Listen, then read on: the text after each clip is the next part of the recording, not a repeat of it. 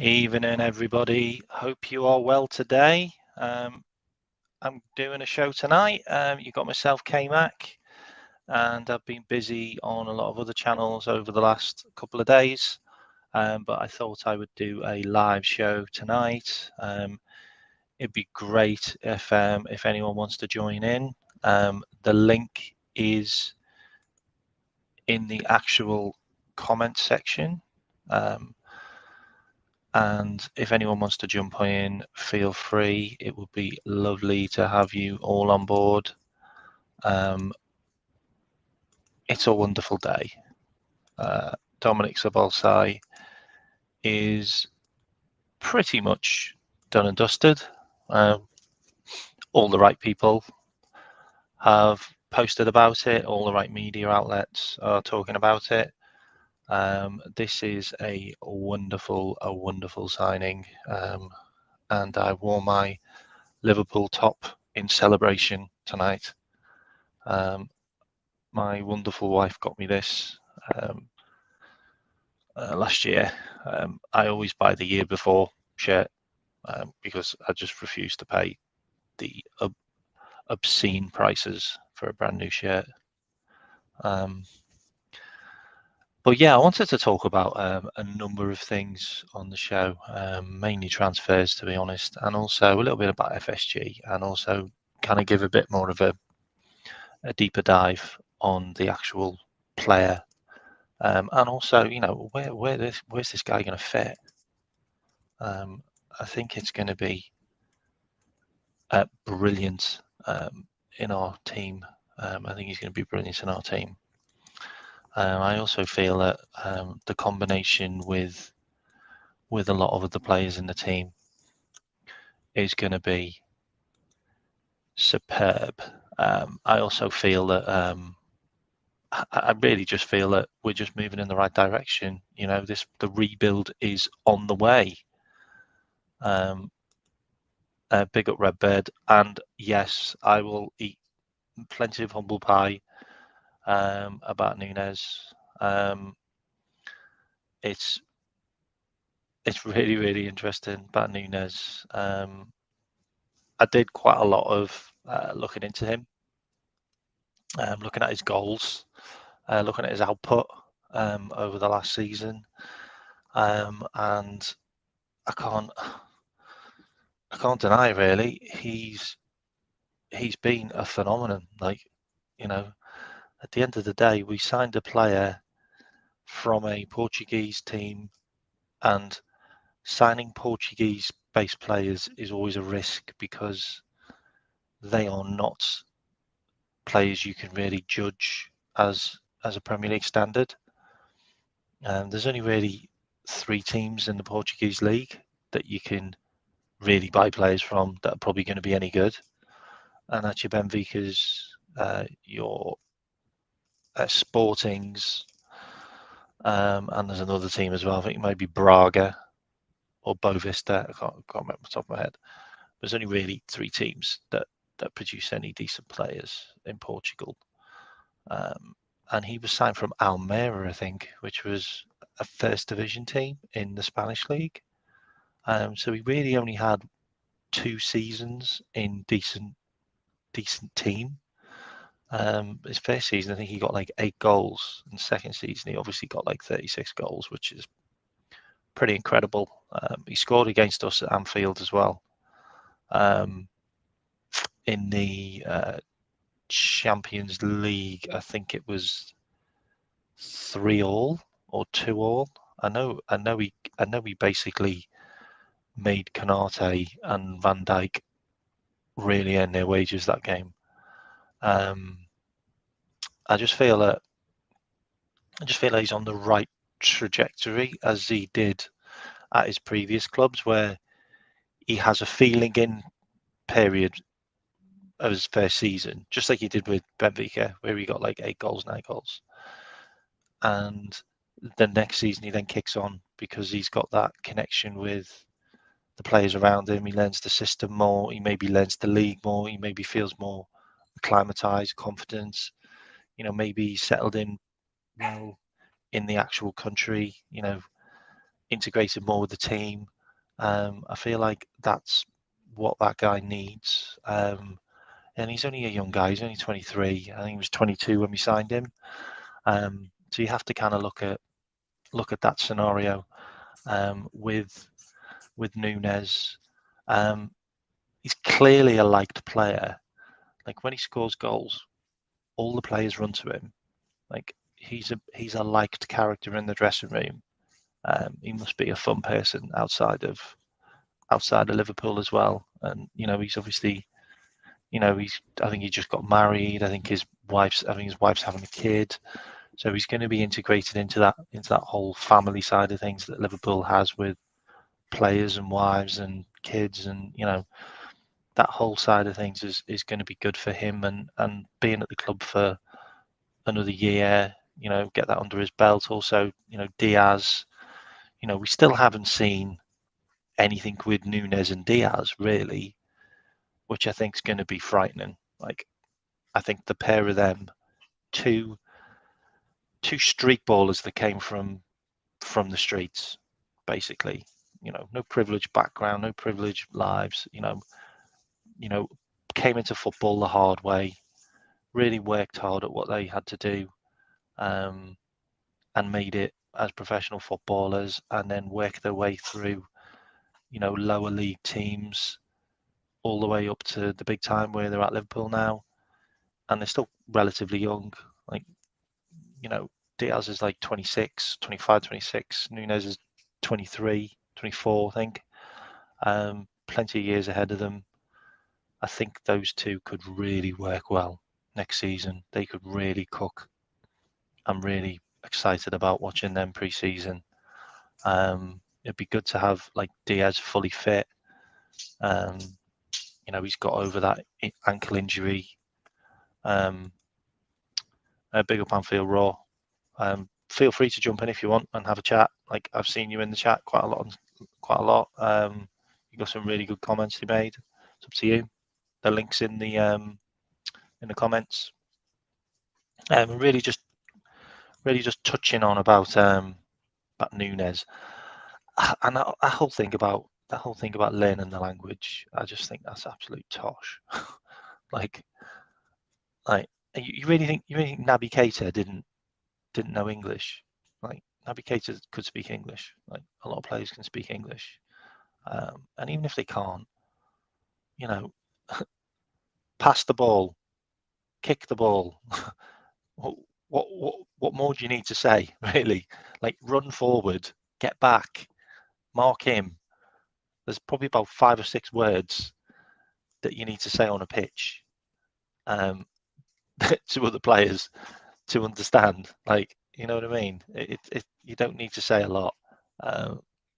And if you're talking about, like, you don't know what's being said in training, get a translator. Like, these guys are on like 150, 120,000 pounds a week. You really think Liverpool can't afford a translator to, like, talk to the players on the training pitch? That's just not an excuse. I'm sorry. It's just not an excuse. Like, it's not an excuse. So the Núñez piece. Actually, I'm going to bring up some stats on Núñez while we're here. So let me just bring up some stats on Núñez. Bear with me. Let's have a look at Darwin Núñez. Let's have a look at Darwin Núñez. Okay. So let's bring up some stuff on Núñez. Right. Here we go. Okay. So Núñez. Right. Let me just make that screen bigger.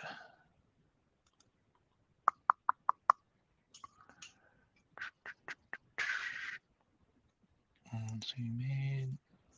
Actually, I'm going to put that in my other browser. Bear with me. That makes sense if that's in the other browser. Okay, let me just stop sharing. Sorry, I'm doing this on the fly. I'm just bringing up some stats on Darwin Núñez. Bear with me. Here we go. Okay, so just want to bring up some of these stats which are further down. Okay, it's this one here. Okay, this is the stats I want to bring up. Hang on, they're too small. Let me just zoom in. Is that better? Okay, that's better. Let me get rid of that video. Right, we're on. Okay, so just looking at these stats. Okay, we're obviously interested in some of our new players, which is great. We'll talk about Sabolsai soon. Don't worry about that. But I wanted to touch on just the Núñez piece. So if you look at the trajectory that he has, what he seems to do is he seems to have, he seems to start his first season at clubs. Like it takes a year for him to bed in, if you think about it like that. So if you look at, I'm only really going to use the Benfica one as a touching point because I don't really think we can count Almere, because Almere were in the second division. They weren't really doing that well, if I'm honest. But he did do well with them, and he obviously got his move to Benfica as a 20-year-old. But his first year at Benfica, he's 21 years old, just moved from the second division in the Spanish league. I mean, they finished fourth, so they finished fourth in the league. Hello, Gary. Hello, K-Mack. You all right, mate? Yeah, I'm good. I'm just talking about Núñez. If you've got anything to come in with, definitely do, mate. But let me just finish this bit off. Yeah, sure. Yeah, so you've got him moving to Benfica, and he obviously started his first season in the Premier League 21, and they finished third, and he played 29 times, and if you look at the amount of minutes he had, his 1,791 minutes, that's kind of the same amount he had with Liverpool in his first season. So it does look like when he starts his first season, he does need a little bit of bedding in, and it looks quite similar. He played 29 times with us as well. He had a similar goal scoring in the actual league. I mean, he scored 9 goals in the Premier League this season, I think, Núñez. It's quite similar with Benfica, and obviously his second season, he just caught fire. He absolutely caught fire, and I'll bring up his goal stats for where's his goal stats? K-Mack, does it Yeah. say what was the breakdown of his left wing appearances compared to striker for Benfica? Did he score more from the left wing than he did? Oh, that's really interesting. That I can bring that up now. Actually, I was looking at that. It's really similar, by the way. It's actually really similar. Where he plays. Your point on the pattern's very true, though. He does have slow starts, and then second season he plays tremendous. I think we're going to see the best of him next year. Like you, though, I wasn't really sold on him last year. Bit clumsy for my liking, but I can see him again. I mean, I wouldn't say I got any pelters. I gave him a lot of pelters, but I kind of had to roll that back a bit because I've looked at him in more detail now the season's finished. And okay, so let me just share my screen here. I think a lot of it was the cruelty of the actual transfer fee, wasn't it? I think people just clamped onto that. Hello, Albert, mate. Okay, you need to put on numbers 16, 50. How many messing? No, you need to give me those numbers, man. Pulling out a Hungarian 2 weeks before the act. That's like serious stuff, man. Give me them numbers, man. The Florida lottery is big this weekend. It's big. It's like $400 million, man. At least you get to ride in my Learjet for free, right? Okay, so right, where are we? That's like one of the most accurate forecasts I've ever seen. Like accurate. Can you see the screen? Yeah, I can. Yeah, so he played 19 times up front last season, and he spent 10 as a left winger. He got. Can you see the stats there? Centre forward, 19 starts, 4 goals. Left winger, 10 starts, 5 goals. He's more prolific off the wing, isn't he? Yeah, he is. He does a job off the wing. What I'll do is I'll bring up his stats for Benfica as well. I like his off the shoulder movement. I just wish his general play would tidy up a bit. Hopefully that comes, you know. Yeah. Okay, Benfica. That kind of. You know what annoys me with this sometimes? This transfer mark does annoy me a bit. Like it's quite clunky. Yeah, it's not bringing up. Hang on, is it detailed? It's what happens when you do things on the fly. Yeah, sorry, I dropped. No, it's fine. It's fine. Okay, but he played 85 times for Benfica and scored 48 goals, which is really good numbers. Like they're really good numbers. Yeah, it's good numbers. I can't see. I can't see his position. That's the bit that I'm finding difficult. Yeah. I can obviously find the Liverpool one, which is there, but I can't find. I think it won't have the history, will it? On maybe I have to do that, and then I have to do that, and then show it like that. Is that right? No, it's not showing it. Or maybe no, it should show that, shouldn't it? That should show that. It's not giving us that.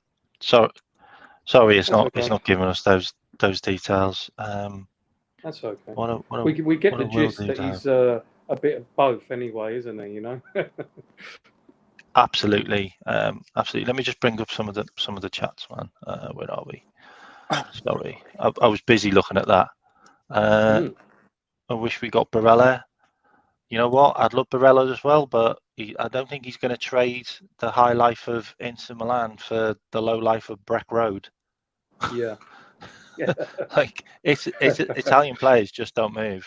You just don't move to England, fortunately. It's the lifestyle, man. The lifestyle is too cushy. If you know the area around Milan and all the luxuries they have, Lake Como, all those beautiful lakes, Lake Magliano, all those places. They don't want anything to do with cold, dreary Merseyside. Callan, jump in if you want. The links in the chat, mate. That was a really good signing. Like a really, really good signing. I mean, I must confess I didn't know much about the guy until about 2-3 days ago, and just seeing him. I actually went to watch the match in which Hungary beat England 4-0, and he was awesome. Yeah, he's good there, wasn't he, Albert? He was awesome. Very impressive. Yeah, I totally agree. I just hope Klopp doesn't play him as a fullback to cover Trent. You know, the hembo. And I just hope Elliot doesn't injure him in training so that he can play instead. Or you know? Hendo. Or Hendo, Or exactly. Hendo.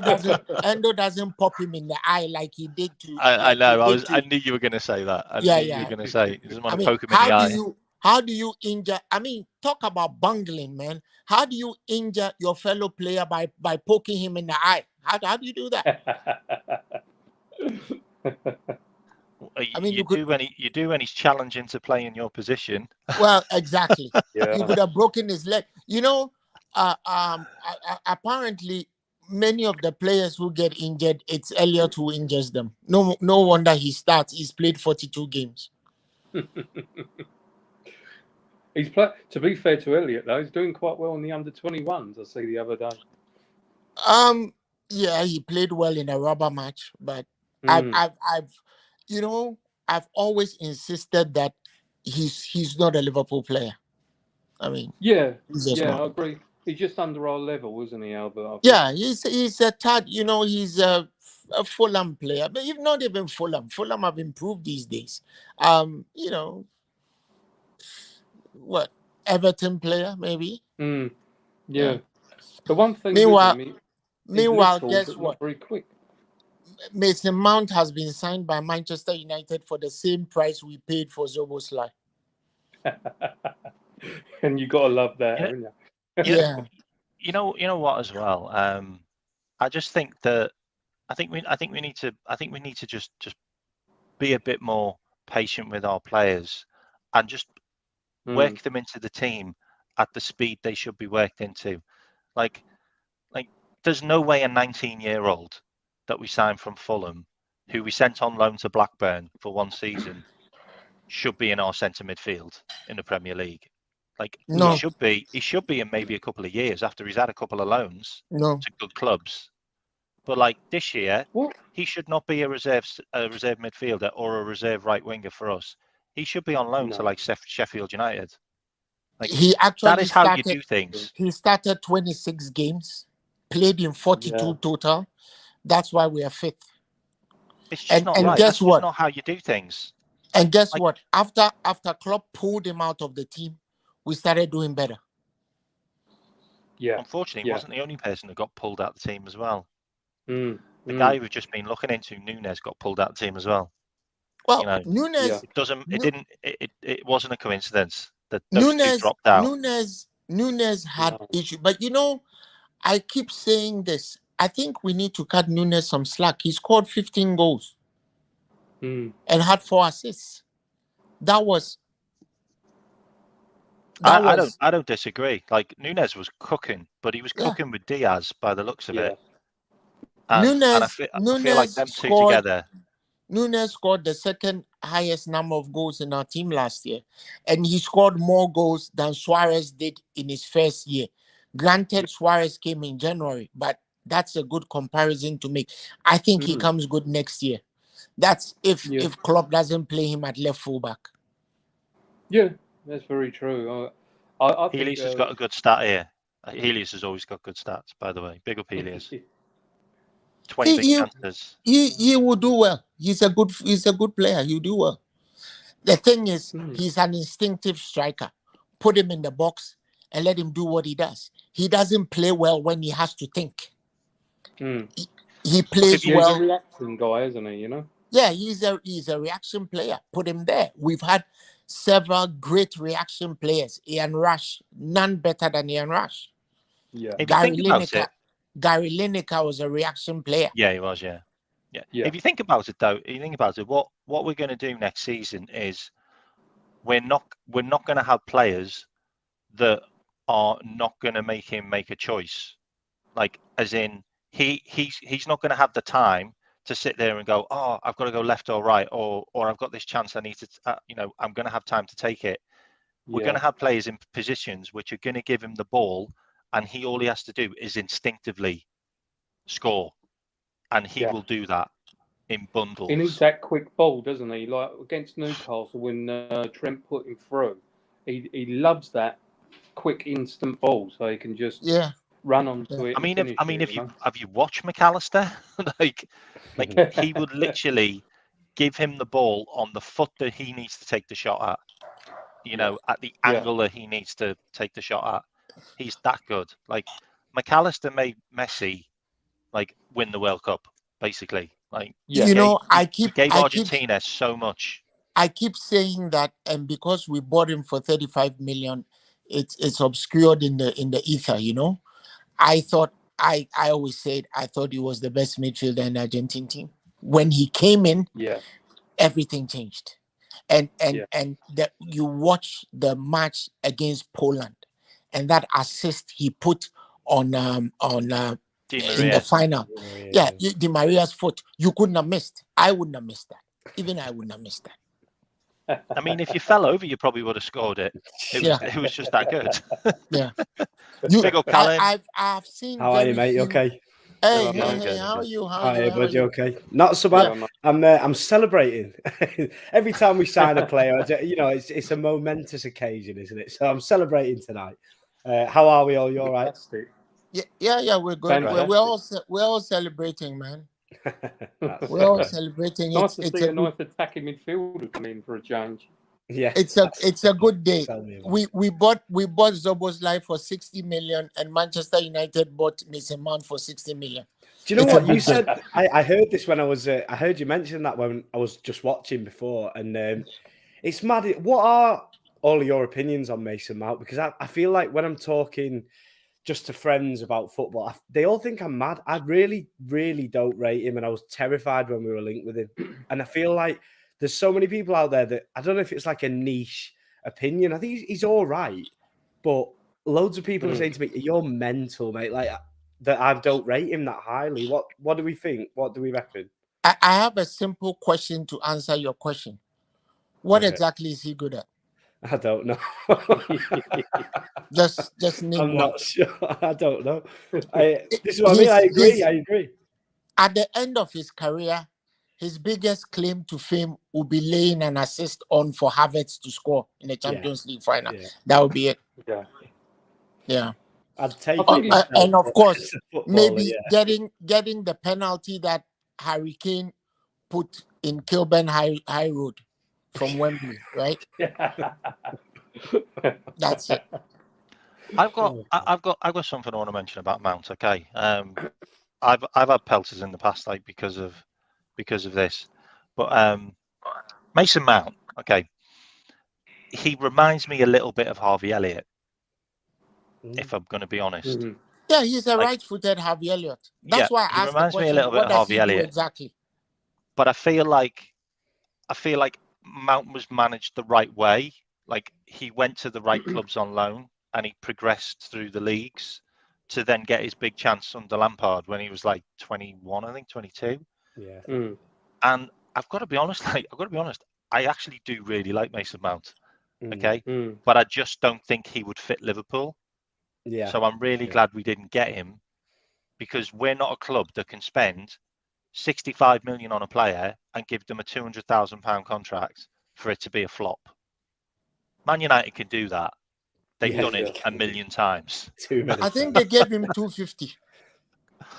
That's ridiculous. Yeah, It's they gave him crazy. 250. Could you imagine if we did that? Could you imagine the uproar among players that have played for us and done what they have for us? Could you imagine what they would say to that? Mason Mount, like you say, K-Mack, obviously he is good. I just think, from my preference, it's just this summer it was all about him early doors, and there was loads of news breaking how many big teams were interested in him.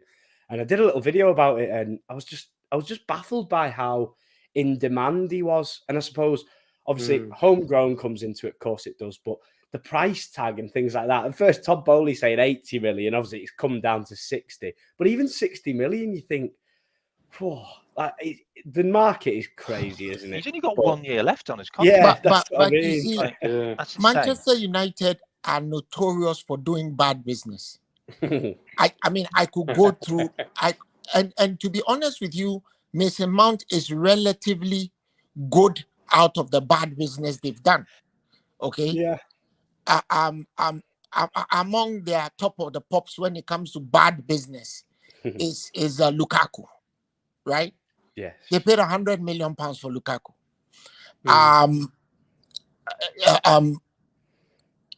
The troubadour, the trapeze artist Anthony, That's a really, really bad signing. Okay, for 100 million euro. And Jadon Sancho, who every now and then just goes off to pick tulips in the Netherlands and comes back. Okay, they have others. I mean, there's Fred. Do you guys know they paid 57 million pounds for Fred? 57 million pounds they paid for Fred. You know, the players who really play well for them, somehow or the other, they don't really pay for them, like Rashford, right? They didn't pay that much. Well, I think they paid 50 million for Bruno Fernandes, but Bruno has been worth the paper. No doubt about that. They didn't pay that much for what's his face? They Martinez. don't pay a lot.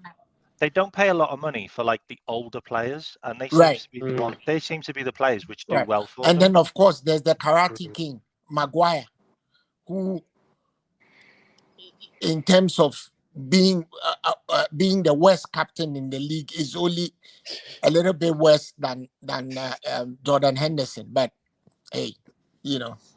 Oh, come on. He apart from Can I just say something? Sorry. Maguire broke our transfer record, which we set for Virgil. Crazy. Yeah, he did that. Wow. He did that. It almost annoys me that, because Virgil being the top of it, I'm all right with Virgil van Dijk being the top of the transfer record. you know, I've seen some bad matches from Maguire, right? But the worst one was the Europa one in which they got relegated. He came in and directly conceded 2 goals. Like, it was brilliant, like wasn't it? within 10 minutes. It was unbelievable. Yeah, he came in and he conceded 2 goals all by himself. He's got to leave. Do you not think he just has to leave that club? Yeah. I think he should go to like Villa. I know he's got big wages, but why would you stick around? Getting humiliated year after year. It's embarrassing, isn't it? Yeah, you're right. Why would you stay there? You just go, send me to like Aston Villa or someone, you know, get me out. I don't think. Do you remember that year where he was like the captain, and he was just being made just a mug, like, and he was their captain. And then he was having to do like press conferences after the game, like after basically just ruining the team. And he kept on coming out with the same thing, didn't he? Yeah, we've got to have a long look in the mirror afterwards. Guys, and I think we need to understand that the money is also important. You know, these guys need to look after their families, especially after they are done playing. So if he hasn't gotten somebody who will pay him something near what he's earning, why should he go? It's true, but you look at Phil Jones, and Phil Jones, you know, the talent that Phil Jones had when he came to Manchester United, and people, Sir Alex Ferguson of all people, saying this might be my best signing. And you see what he did, exactly what you're saying there, Albert, is he saw the money that was at Manchester United and thought, well, I don't want to lose this, and no one else is going to offer it to me. Yes, so because he was earning £95,000. He was earning £95,000 a week. Yeah. That's a heck of a lot of money. Yeah. You know, when we put the players' wages in context, let's remember that if you earn the amount of money that a player earns a week in a year, you're making good money. Yeah, right? If you're somebody on £95,000 a year in the UK, you're making very good money. You can get around. So following on from that, actually, that's a good point. I can kind of use that as a segue. So you look at like the Liverpool signings that we've got, and you look at the players that we've just lost who've just left the club. They kind of level themselves out on wages now. So we're going to get a couple of players in that are probably going to be over just under 100 grand. We had actually a Chamberlain that was on like 120 grand, and his contract was like 5 years ago. He was on 165,000. That's an insane amount of money. It's an insane amount of money. So people are talking now about, well, where are we getting this money from? For me, it's pretty obvious where the money's coming from. It's the fact that we didn't win any trophies. So none of the players got bonuses. Yeah. And we pay our players a huge amount of money when they win, or they get to finals, or they get to semi-finals. So that money wasn't given. So that's now gone back into the transfer kitty, obviously. And you look at the offset that we probably just took off the wage bill. Isn't it like 56 million? Like something I read something year? like that. You might know Yeah. better, but the bonuses, as you mentioned, then I remember reading about the bonuses after the near quadruple season, and I nearly fell off my chair. I can't remember the exact numbers, but you're right in terms of getting to finals and things like that, and league positions. Oh God, you can imagine the weight off the shoulders. Like we lost There's a money. massive thing on the We lost Champions money League. by getting to finals. Yeah, Like that's how much it was. And you know, another thing that is not mentioned, you know, all the staff, the training staff, the coaching staff, everybody is in on the bonuses as well.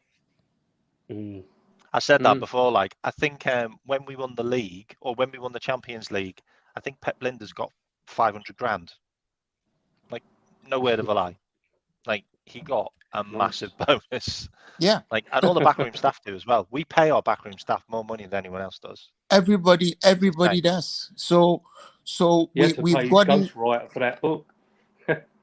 in accounting, you call it back to chest. A lot of the money that went back to chest can now be utilized doing something else. But you know,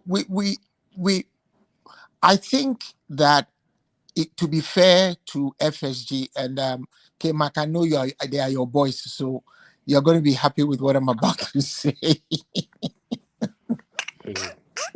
I know there's a lot of people eating humble pie now, by the way. No, listen, but you know my position has been, even though I want them out, my position on their financial prudence has been that they are right to be prudent. My issue with them is the miserliness. Okay, I would never have advocated them going to buy Jude or going to buy Rice at the price that they cost. Arsenal have been forced to the table because of their own acts of omission to go and pay 105 million pounds for Declan Rice. I don't think he's worth 155 million pounds. We have paid 10 million pounds less for Alexis McAllister and Szoboszlai than they paid for for Declan Rice. You can't convince me that that's a better deal financially. There's no way anybody can even make that argument. So the financial prudence is good, but the miserliness has put us where it's put us. Okay, so yeah, let them do better. Let them just do better. Albert, and the rest of you guys, do you think the FSG hate mostly comes from maybe last summer being a bad window and the previous times of success? Because we have had, what was it, 6 years now, quite solid success apart from last year. Do you think a lot of the hate has come from that now? Because we had such a poor summer last, like I think a lot of the hate, window, Gary. you know? I think a lot of the hate is because we didn't strengthen when we were in a position that was of strength. Yeah. Like when we won cups, we didn't buy anyone, or we bought kids, basically. Yeah. And I feel like, and I also feel like a lot of it, they angered the fans by doing some daft things. Like they angered me. Like you know, I'm FSG in, but I'm FSG out in some of the places. Tell you that. Like trying to sell the stadium rights. Like I know a lot of clubs do it, but you just don't do it with Anfield. I'm sorry. It's just not a club you do it with. Trying to move the stadium as well, because they tried to get planning permission to move the stadium, and the stadium they wanted to move it closer to Manchester. If you didn't know about that, you should look into it, because they wanted to move it up to up by the motorway somewhere, like up off the East Lancs Road, which is like 10-15 miles away. Yeah. So they and let me guess, they would have put a running track around the new stadium. Probably. I mean, I have no idea how that would have worked out, but that angered fans. They then proceeded to kind of treat a lot of the locals in the area where they wanted to redevelop the stadium quite badly, which didn't work out well.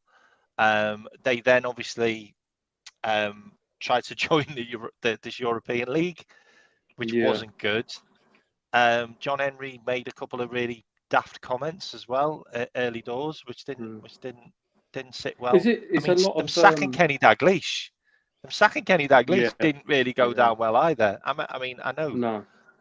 you know, I know he K-Mack, I didn't do mean, particularly well. you've been to Well, Anfield well, over the years. they quickly resolved that by naming the stand after him, right? Yeah, but they dragged him all the way Yeah. to the Red To Sox Boston to sack him. to sack him. Yeah, over there. Yeah, Yeah. crazy when you think, Hey isn't guys, I And he have got a us to question. two I have a finals, by the question way. that's been People seem eating to at me. forget that. So let me ask the question Yeah. before I forget. What do we do with Trent? it? Oh. Got to be midfield. Yeah, all roads link to midfield, don't they? Midfield. The way it's going, Trent, the way that these difficult, isn't it? If we put that boy at fullback, you ask for a transfer. I think he went on strike last season. I Mm. really do. I think he went on strike as a right back last season. If He's you playing know, with a You smile just on look. his face You just now, look though, at you. If you want to see anything, look at his facial expressions during the games. He was right back. He was just stood there going, like, and people have froze those frames, and you're like, why isn't Trent bothered? Gomez. it's even worse when you see them playing live because you see all his reactions without having to watch TV. He's always throwing his hands about. Whenever he's asked to do something, he's always throwing his hands. He's always pointing somewhere else. That's shrugging his shoulders. He's always doing that. Dude doesn't want. And in his comments after the 2 England matches he played as a 10, the comments. I mean, you know, he's clearly, and of course, the coach didn't help the situation the England coach didn't help the situation by intentionally showing up Klopp because of the bad blood between them, giving him the 10 jersey, plonking him in midfield, and showing what he can do there. Dude doesn't want to play. He doesn't want to play defense anymore. He wants to go forward. He wants to create. He wants to score. He wants to put passes on people's toes. He wants to be a Kevin De Bruyne. We need to resolve that because we've brought in Zoboslai. We've brought in McAllister. Those two are starters. They don't have bench. You don't put them on the bench. So I mean, we need to resolve that. I mean, the whole Southgate thing. I mean, Southgate's an idiot. Like he should have been sacked after that World Cup. Not the one just gone, the one before that. I just think he's a poor manager. Like what he was a manager for Middlesbrough and he was crap with them. Like I'm sorry, like he's got no ambition when we're ahead in games. The only point where he sits back. But like, he's the most like successful. You've literally got successful.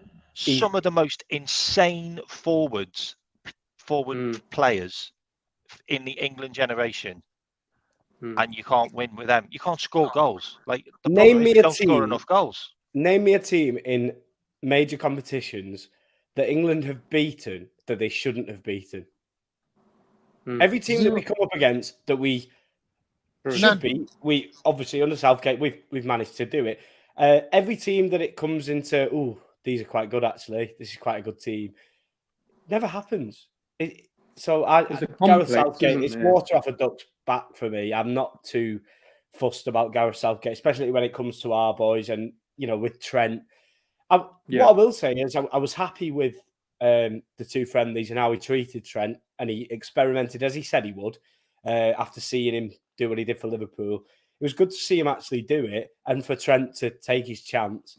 But the way that he's been with Trent previously, obviously as a right back, maybe after this season. But in fairness, Gary, in fairness to Southgate, and I agree with K-Mack, he's not a good manager because if he was, you don't lose a European final at Wembley.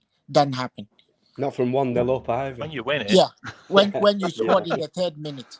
In fairness to him, he's the one person who has always been beating the drum that Trent should be a midfielder.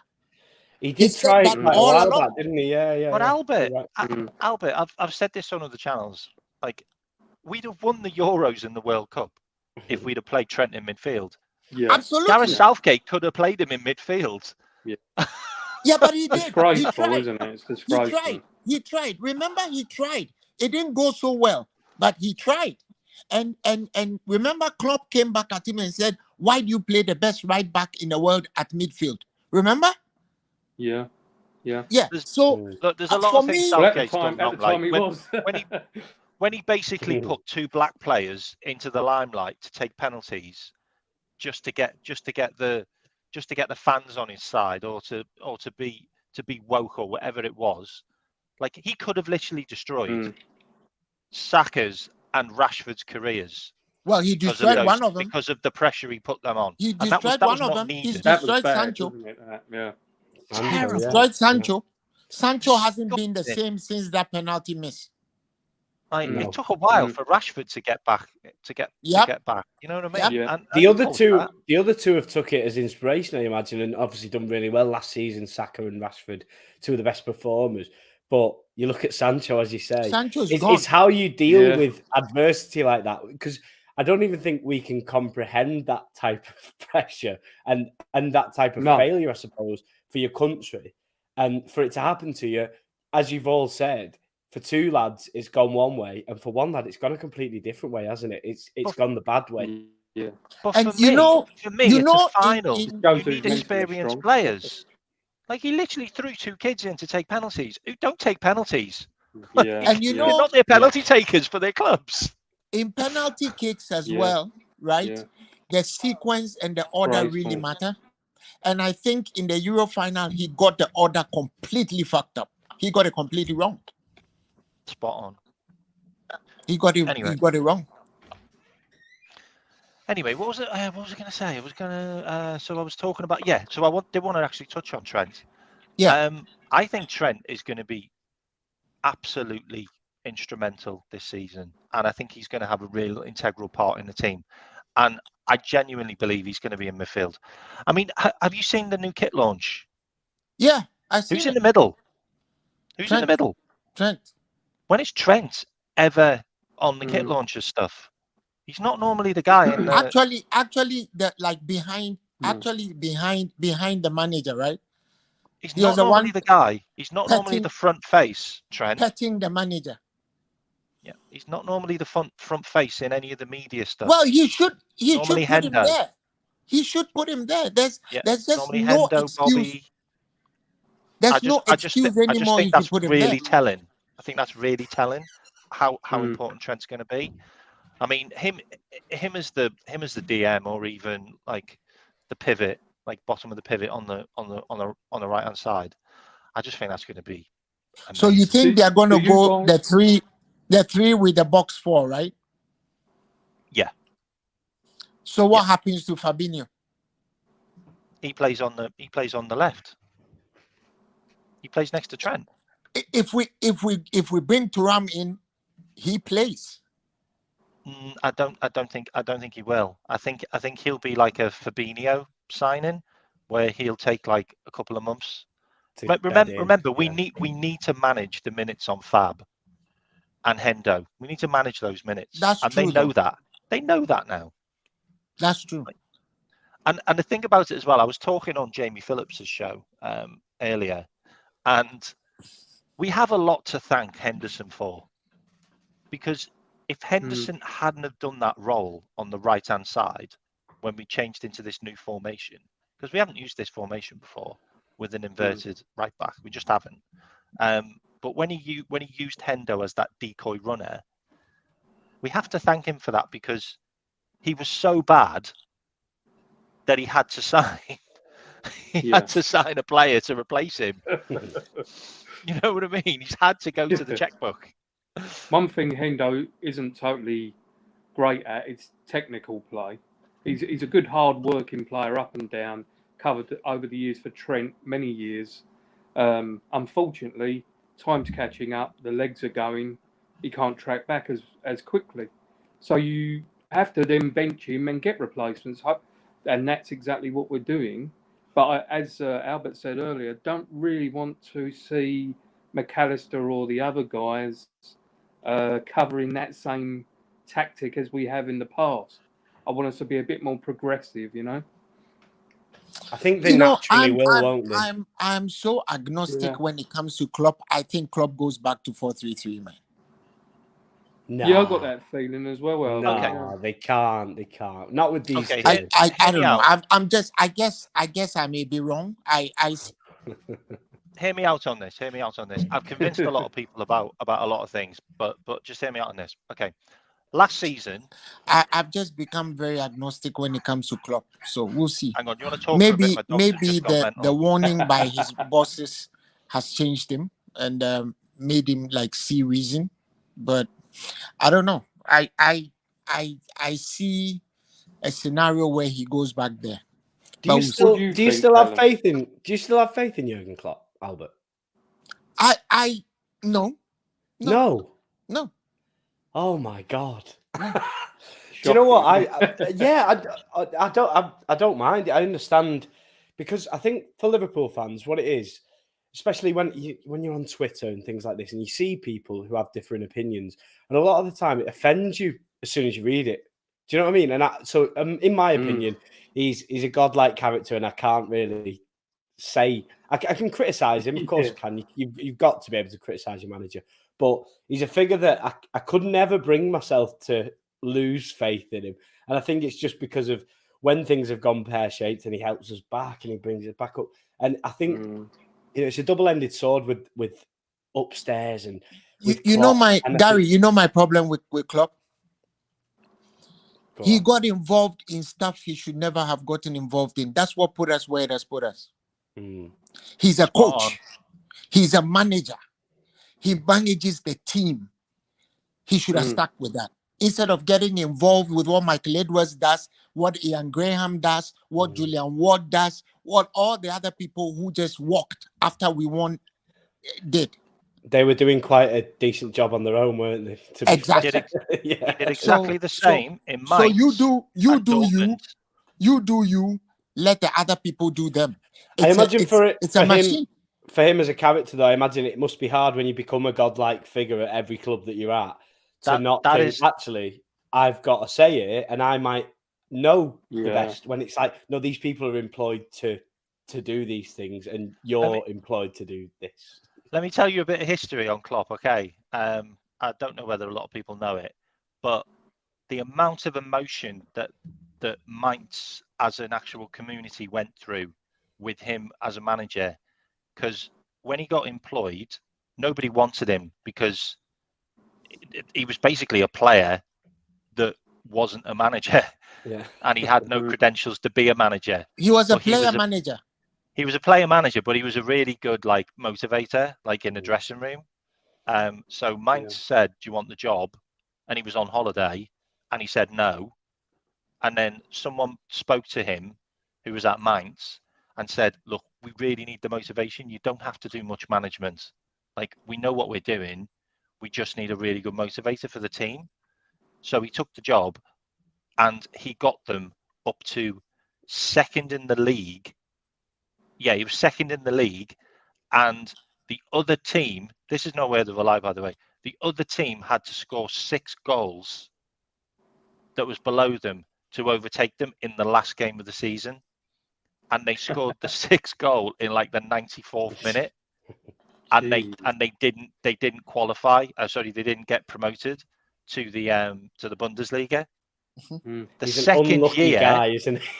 honestly, I can't make this up. Seriously, you can't make this up, because this is the same trajectory. It's happened at Liverpool and Dortmund, by the way. This happens under Klopp. So the second year, when he was the manager of Mainz, after that game, so after that game, he was going back to the town to resign because he felt like he'd failed them. And when he got to the train station, there was 10,000 fans at the train station, celebrating the fact that they got second place, that they got as far as they did. Wow. And he did a speech at the train station, and he said, "Okay, if you want me to stay, can you turn up at the training ground? Can you turn up at the club?" So he did this speech, and he roused everybody up. And then their fan base went from like 10,000 to like 40,000 the next season, and all of the fans went to the training game, the training matches, and they all turned up and they put 100% behind them again.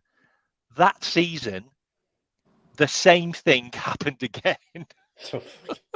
God. And they didn't get promoted again. I'm not making this up. You can look at this yourself. So then he went to the town and he said, "Look, you don't like I don't deserve you guys. You've given me so much." And he was going to resign again. And they all said to him, like, "Please stay one more season. Like, please stay one more season." And then that season, they did it. And that was with Mainz. Okay. And then obviously when he got promoted to Mainz, Dortmund nicked him.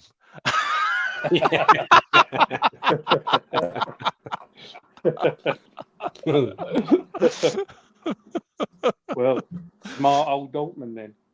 And Dortmund fans were fuming when he turned up because they didn't know who he was. They were a big team. Like, they had some big players. And when he turned up, he binned. Like, he had like He a got big rid of him, falling out didn't with he? their, he had a big falling out with their goalkeeper, who was like their best player, and he'd been around for years. So he kicked him out, and then he completely changed the formation. Like, he revolutionized that team, like, big time. And then obviously they went on to do incredible things. And K-Mack, the first signing he brought in, Thomas Rosicky was one of his signings. I mean, that is amazing, isn't it? You know, to play with. But you know what, Gary? You know what? What you have to realise is that's not Klopp. That's Zorg. That is Zorg. That's his director of football. Yeah. And him and Zorg, I think his name's like Thomas Zorg or something like Michael that. Zorg. Michael Zorg. Yeah. Yeah. Right. Him and Klopp worked amazing together. And what he said, because people have spoke to Zorg, like, Zorg's retired now. Like, he's a retired director. He was a captain of Dortmund. Yeah, he was. The year they won the Champions League. Yeah. And what Zorg said was, Klopp works best when all he has to do is focus on the football. Like, if you take away the noise, you will get the best out of Klopp. And what's happened at Liverpool is there's so much noise because he got rid of all the people have left. He's dealing with so many other things. You could tell last season that he wasn't doing his job. Like, let's be honest, he just wasn't doing his job.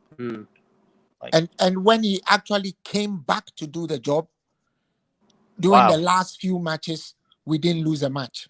Wow. So Gary, I don't have anything personal against Klopp. For me, the Liverpool that I know is not a team of failure. I mean, my first memories as a child of supporting Liverpool was because of Kevin Keegan. At that time, he was the best footballer in the United Kingdom, and he was just running riot. Kevin Keegan is one of the best footballers I have ever seen. He had no match, no standard when he came. I mean, at the time, he won 2 what is now the Ballon d'Ors. He won it twice in a row. Incredible. People don't know that. People don't know that. They should. Nobody knows that. People don't know that history. But he was so good. It was unbelievable. And then, like, what happens? Hamburg came out of nowhere and poached him because Felix Magath was his friend, and he wanted to go play with Felix Magath. So he went to Hamburg, and then they also won the European Cup the year he went there. He was that good a player. That's what drew me to Liverpool. Of course, subsequently there've been all these great players, Ian Rush, and the other day, this is just a side swipe, but the other day, I had a heated debate with some people on Twitter. We're talking about Mane coming back, and they were like, "No, he shouldn't come back." And so I asked them, "Are you guys aware that Ian Rush went to Juventus and came back?" And they were like, "Oh." And I said, yeah, go and check. He went to Juventus and came back after a year because he didn't quite fit in Turin. And those 2 years were his most productive years. And they were like, oh, and I was like, are you guys aware Robbie Fowler came back? Yeah, Robbie Fowler came back. Yeah. I was about to say that. Sorry. So it's not something that hasn't happened before. I'm not saying under the circumstances under which we are, we should go and bring money back. But I'm just saying that it's happened before. A lot of people who support Liverpool really don't know the history of the club. So when they come and say, oh, Klopp did this and Klopp, we've had some great managers, even Kenny Dalglish. Kenny Dalglish won the league championship as a player manager. The last match, he actually had to come in as a substitute in the last match. And I think that was a match against, I think it was Norwich. If it wasn't Norwich, it was Watford. I forgot. He was like 38. Exactly. He actually went in. He went in at halftime and came back wearing his jersey. And he came and actually came and scored the winning goal. So we have a lot of history. And we want our managers to do well. I don't want Liverpool to be compared to Arsenal. No, you're right, Albert. Yeah. Because they're not Arsenal. Kenny was our manager twice. Yep. Yeah. And he's got us to a few cup finals both times. Done well. Right. Even Manchester United, but for Alex Ferguson, they had nothing on us. Even Manchester United. At the time Liverpool were flying, Manchester United, their best signing was Norman Whiteside. They went and bought a 17-year-old Norman Whiteside who came. They put so much pressure on him and Brian Robson. Brian Robson, of course, went on to do great things, but Norman Whiteside didn't do anything. But Norman Whiteside was a record signing at 17. At that time, they didn't have anything on Liverpool. I mean, Liverpool had Alan Hansen, the best ball-playing centre-back you can find anywhere. We had Stevie Nicol, good old Stevie Nicol. We had Alan Kennedy. Is it Alan Kennedy? The fullback. Yeah. We had, of course, we had Graham Souness. We had Johnny Walk. We had good old Mark Lawrenson. Nobody was a dirtier centre back than Mark Lawrenson. We had Bruce Grobler. Bruce Grobler served us for 14 seasons. He was our goalkeeper for 14 seasons. I mean, we've had some great players. Great players. John Barnes. Is the one that, I love John Barnes. John Barnes. Great player. Oh, that goal. Have you ever heard the story? Have you ever heard the story about John Barnes and Luther Blissett? Have you ever heard that story? At Watford. Yeah, No. Inter Milan thought they were signing John Barnes, and they signed Luther Blissett. Like seriously? Seriously, no, I'm not lying. Like they genuinely thought they were signing John Barnes because they thought they obviously. Luther Blissett was all right, but imagine thinking it was John Barnes. It was all right. Scouts had gone and said, "Oh, this guy on the left-hand side, he's absolutely amazing," and obviously we bought John Barnes. And they went and obviously bought Luther Blissett because he was on the left-hand side for them. Is it because they were both black? Is it because he lasted a year? He lasted a season. Wow. Can we just get back to this under Klopp now? Because I kind of want to talk about this. I wanted to talk something more about Klopp. So I've actually been to the Yellow Wall because I was based in Germany for 9 years in the army. And I was literally like 30 minutes away from Dortmund. So I went to the Yellow Wall quite a few times. And Klopp manages the best with emotion. And he uses the fans and he uses the players to get the best out of. And I feel like he got all he could out of that quadruple challenge. Felt like he just rinsed everything he could out of the fans and everything out of the players. I mean, for me, the last 10 games, I think I've aged about 20 years because I was so emotional during. I mean, you can't say you weren't because every single game was like, oh, okay, we need to win this game. We were in. It felt like we were in semi-finals and finals for like half a season every week. Like, it was just crazy. And I feel like he just got everything he could out of every single player. And for some reason, he thought he could get away with it again. He just thought, oh, you know what? I'll do one more season. Like, they're not that old. Like, I'll get one more season. And I also feel like he's decided that he wanted to go more creative. Like, he wanted to use more creative midfielders. And he must have felt like an Elliott and a Carvalho, they were going to be the guys. Like, they were going to be the creative force. And he's realised they're just not good enough. Like, I need tall players. I need strong players. I need faster players.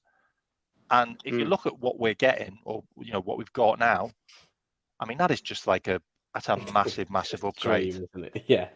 Yeah. I was worried going into the quadruple season about our midfield. The quadruple chasing season, and they obviously proved us wrong and managed to keep up and do what they did and go to extreme levels. But at the end of that season, it was like, right, no, I thought it was it before the season, but it's really it now. Like, they're not going to do that again. There's no way they can do that again. And it seemed that everyone was happy internally with the players that we had, like Curtis, Harvey, players like that. It was never going to work, was it? I think it was weird this season watching it. I think it was, going to Anfield, it was like you sort of expected it wasn't going to go as the ones before did. And you looked at the pre-season and it was just shocking. Yeah. Like if you didn't get any signs then, but then we had that game against Man City and the Shield, and everyone, it was opium, wasn't it? It was like, but you would be a fool not to, I think, because it was. Oh God, yeah. I mean, Nunes God. and Diaz were like, oh my God, these two. Me and my friend put 20 quid each on after a few drinks. There's a festival that we have in my local village, and all my friends from uni came up for it and hadn't seen them in like a year. And they all came up and we was all in. And my mate, who's a Liverpool fan, he lives in Boston down there. I think it's East Midlands. And he came up right up to me. Boston said, in America. Oh, no. The horrible one over here. But that is horrible. I've got a mate who lives there. It's horrible. He said it's a wasteland. But you have to go down that road to Norwich forever. Like, it feels like you go to a different world. Yeah, no. Yeah. He came up to me and he said, "I've put 20 quid on Nunes to score any time." He said, "Do you want in?" And I was like, and I went in my pocket, like, yeah, here's 20 quid, stickers on. I went in and obviously it was late on, wasn't it, in the game? I was all sat watching it. I was working at this festival till about 1 o'clock. Clocked off, sat with all them lot, watching it in the pub. It was packed out. Got through the whole game. I was like, get Nunes on. Came on, played. Obviously, before he scored, I was like, it's not happening, this, is it? Both won like 200 quid off him just for a score. Right, and honestly, mate, he grabbed my face. I was sat in front of him, so like we were sat watching the telly like this. He pulled me round and grabbed my face and just screamed in my face this big, bold Boston accent. And honestly, from that moment on, I was like, Paddy Power paid out, didn't they, on Liverpool to win the league after that game? They paid out on anyone who bet Liverpool to win the league. And after that, you think, wow, we've just had a chess match, but beat them in that final in a great game that they was well at it and well up for it. And we've beat them, so everything's going to be hunky-dory. And then we head to Carrow Road not Carrow Road, Fulham, Craven Cottage. And not great. That was a tough game as well. Tough one. And that's kind of where I sit right now. You know, when you were saying, Albert, that you think we're probably going to go back to 4-3-3, I feel like the evolution has happened and the mistakes have been made. And something's been done about it. Like Mike Gordon has come back, and he's literally just been like Sonic the Hedgehog or a Tasmanian Devil in the club, and everything's just changed. Like, I'm not gonna argue with that too. You were talking about that quadruple year, and I have a theory on that quadruple year. And like, once again, I may be wrong because it's just an opinion. I think that Sadio Mane covered up a lot of the cracks that were there. You see, Dean disagree.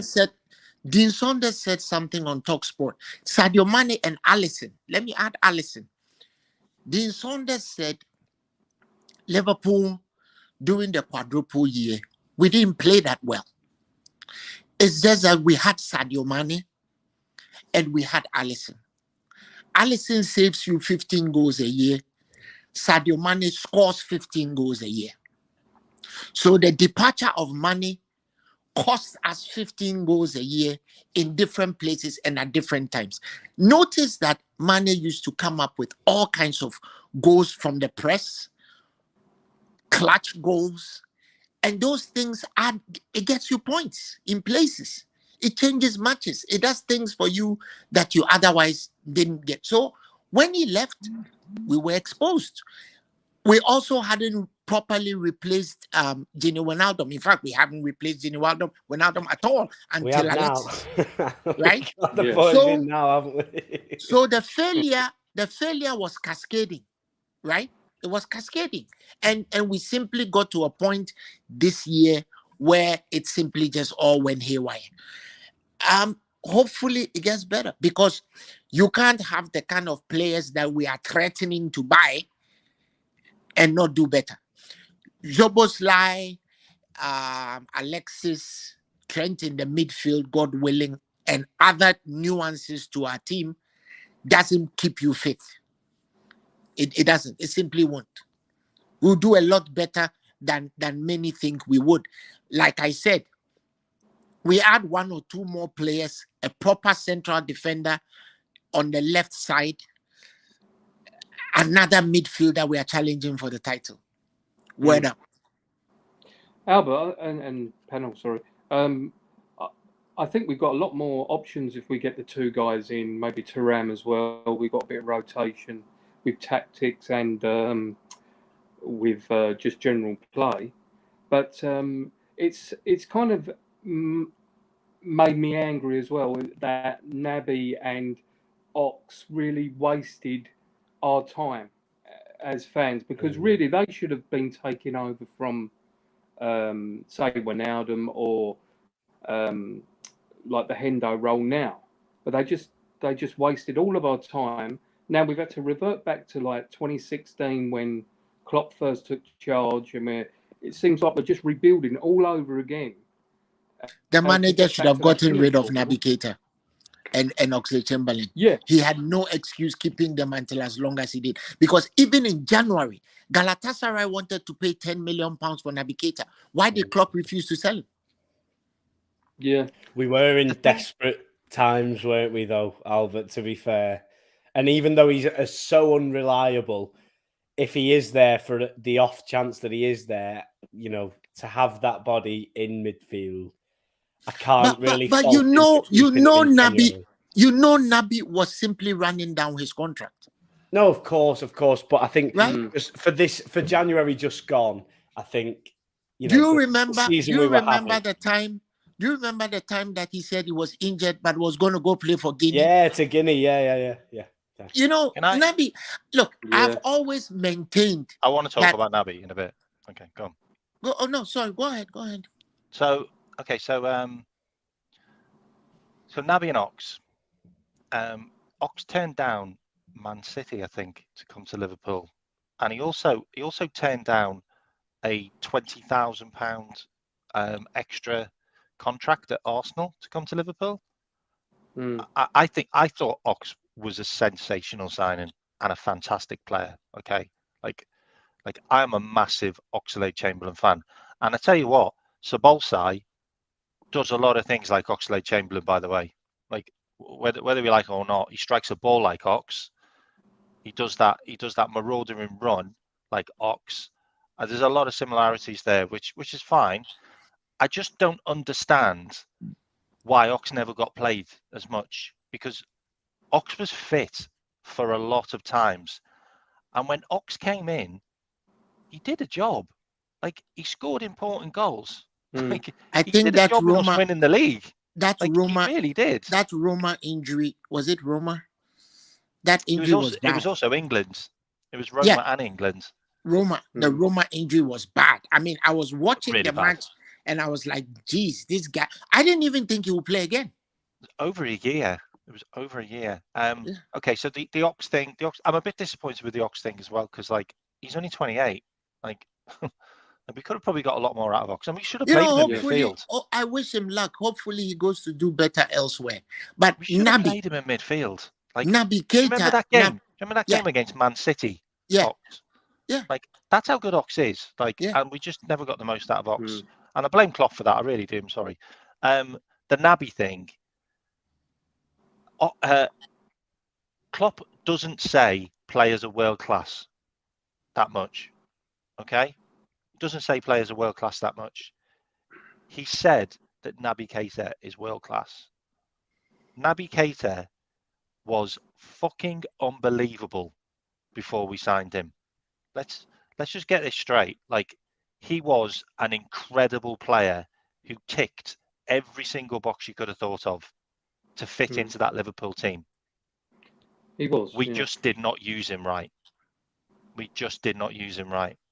Okay. Like, he wasn't going to be a Gini Wijnaldum. If you give a guy the number 8 shit after Gerrard, you let him play like Gerrard. You let him be free. You let him express himself. You let him, do what he wants to do, because he's got all the tools in the box to do it. And we just didn't. We kept him in shackles and didn't use him the right way. Like, we should have used him like he was used for Leipzig. Funny that we've just signed a player from Leipzig. But yeah. K-Mack, let me tell you something. And let me go back at the risk of sounding like a broken drum, a broken record. Naby Keita, at the time when we thought was the best thing since sliced bread, was at his peak age-wise. Right?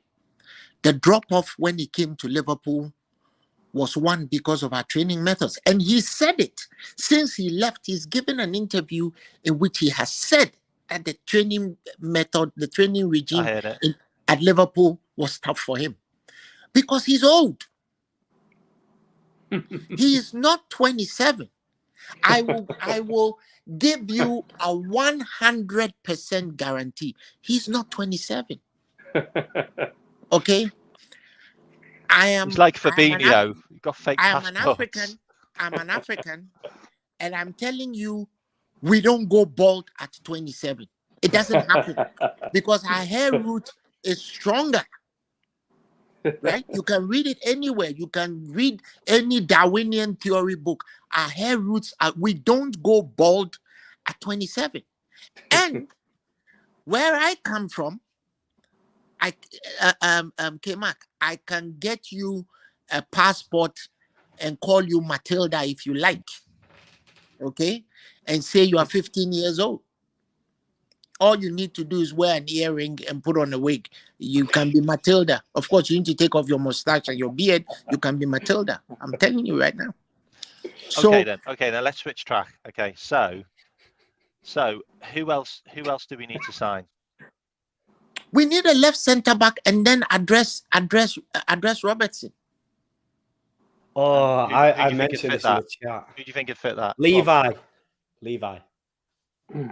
We're in for him. Oh, get him. We're in for him. I can't.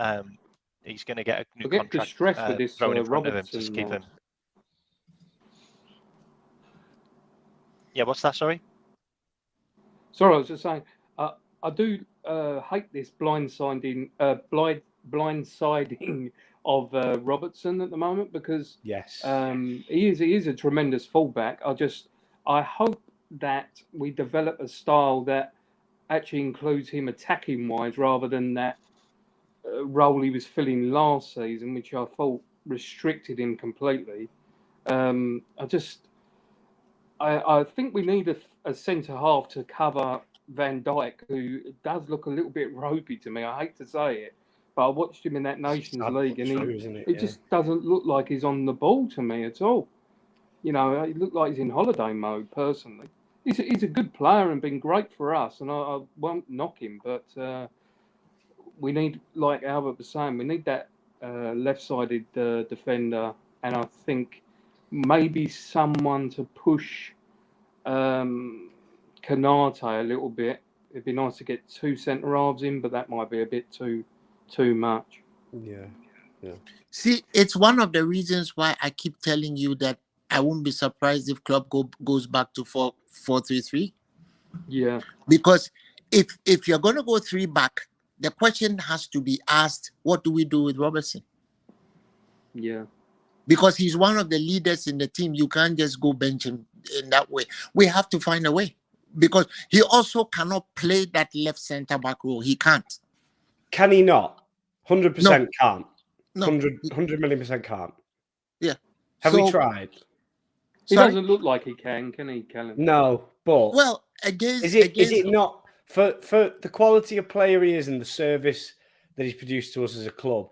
Is it not worth, especially just in pre-season, whilst the transfer window's still open, in some of these games that mean absolutely nothing?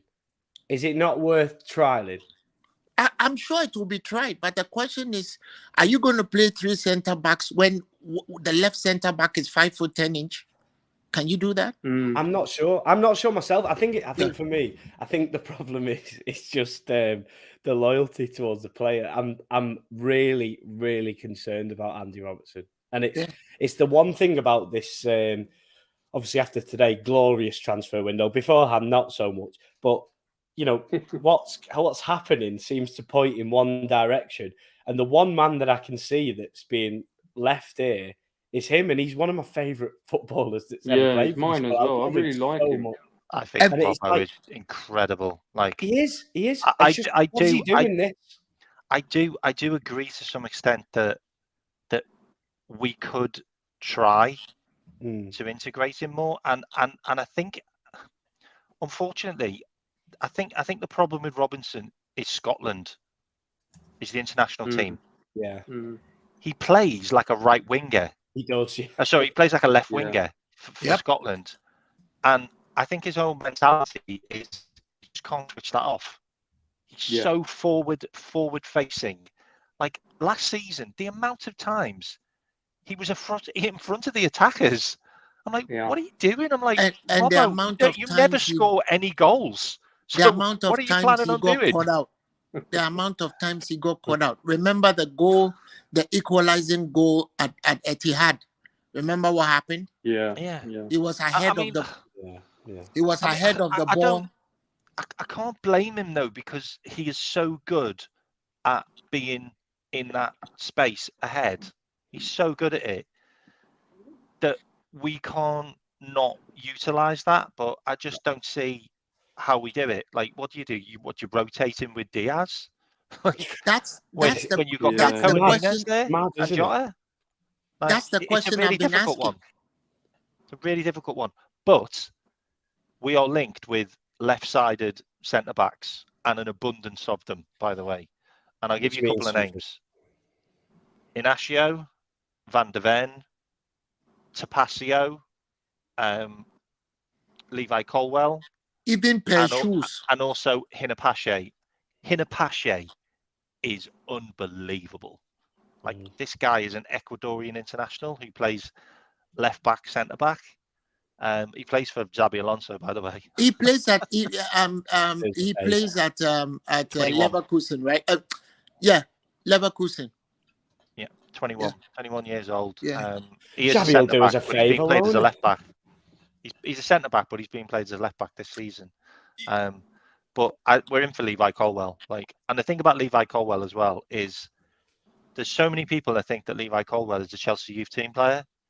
Oh, he's never going to leave Chelsea. He's a youth team player. No, he's not. They signed him from Southampton. But will Chelsea sell him to us though? Got no allegiance. He wants to go. He wanted to go to Brighton, but I think they teared down Brighton. Liverpool come knocking on the door and say, "Look, you're our left-sided centre back." He's gonna come. Do you honestly think? You honestly think that guy will sell him to us? I doubt it. I think I don't think Chelsea are like that anymore. Chelsea will sell to anyone now. They need to. I don't think they're that club anymore. Because but Yashile is out for 4 months. You know that, right?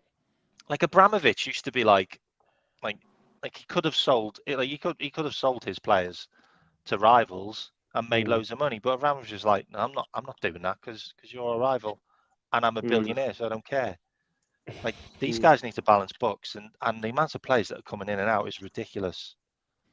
Have you I got think anything selling- else you They've need? got so many. They've got so many centre backs. I think Telling their Levi- outgoings this summer will be one of their big stories of this summer, is how many players go out the door and how much money they actually attain back. I think that's what they want in their publicity style of this, is they want to come out of this summer saying, listen, we went absolutely ballistic in our first few months taking over this club, but we've replenished quite a bit of that sums now. And it's laughable in itself, but I think that's what they'll try and do. And there's so many players that they have there that I think they'll be able to do it as well. And they, apparently, I've read online that Levi Colwell will be. Can you? I mean, but my only some thing off? is, Badiashile is out for 4 months, so Can- I don't know if they'll sell. And Albert. they sold Koulibaly. Albert, can we let Callan finish? Sorry, mate. And Gary, can you put your thing on mute because I can hear someone's TV? And that's No. my dog. Sorry. Go on, Callan. No, it was just basically they were saying that Levi Colwell, just on speculation, was untouchable. And it's strange, isn't it, with Chelsea? Because how many times have you heard that before, where they think, no, this player's actually done really well on loan, we're going to give him a good chance, and then never happens. I think if a club, just say it is us, comes in with the money that they're after, I think they'll bite our hands off for him. I think they'd bite anyone's hands off. If they gave the money that they think he's truly worth at this point in time, I don't think they have much of a choice right now. I think they're in a position where Pochettino's in. Obviously, they need to buy players that he wants to buy, but in terms of selling, they need to sell. And if a bid comes in for a player like that, complete profit, then they're going to do it. The thing about Chelsea as well, and this is mad, just listening to me say this is mad. Can you imagine if we sold Kovacic, Kante, Yeah. who's the other guy? Who's the other guy that's gone? Aspie. No, I'm talking about just Chelsea's midfield. Mount. Yeah, sorry, Mason Mount. Ziyech. That's 3 Ziyech failed his first-team medical, players. didn't he? Like that's literally their centre midfield, apart from Enzo Fernandez. That's literally all. And they sold. What's his name? Who's gone to Jorginho last year. wasn't it? Jorginho last season? Yeah. Yeah. So they got no issue selling Mount. They sold Mount, Jorginho. They sold Colwell. Emerson. They sold Emerson. That they just sell. Like their defence. They got rid of Koulibaly. They've got rid of Asla Laqueta. They got rid of Rudiger. This is all within the last 2 seasons. They've got Fofana, Silva, Reece James, Who's always Badiashile, crocked? Badiashile or Badiashile. Badiashile, yeah. Badiashile. They've got that English guy who's an English international centre back. What's his name? Chalobah. Chalobah. Trevor Chalobah. They've got more centre backs than Chalobah. we have, and I haven't even said Colwell. Okay. And they've got Hall. Have you seen that kid? They've got Hall. He's decent, isn't he? He He's played a bit brilliant. last season. Yeah. Like they've got enough. They've got enough. And now they are getting they're still Caicedo. flirting. They've got a Caicedo, free they'll run have on Caicedo. They'll have Caicedo soon. Like they're stacked. They are completely stacked. Caicedo, Enzo Fernandez. Yeah, My God. That's not bad, is it? man. Our first match is going to be interesting, man. Our first game is going to be interesting. I just hope they haven't figured it all out and put all the jigsaw together and we absolutely splatter them and just get them out of the way before they do figure it all out. That's what I want. That's what I'm hoping. I mean, I was really worried that they were going to try and get Zobolai from us because him and Nkunku for the last 2 seasons have been unbelievable for them. Like him, if you just watch the highlights, it's literally him and Nkunku, just telepathic. Our first match is going to be difficult, man. And if we get it right, that will probably set us on to go out there and do really well next season. Because our first 3 matches are all tricky. Even Bournemouth is tricky. I mean, Chelsea and Newcastle away within a space of two weeks.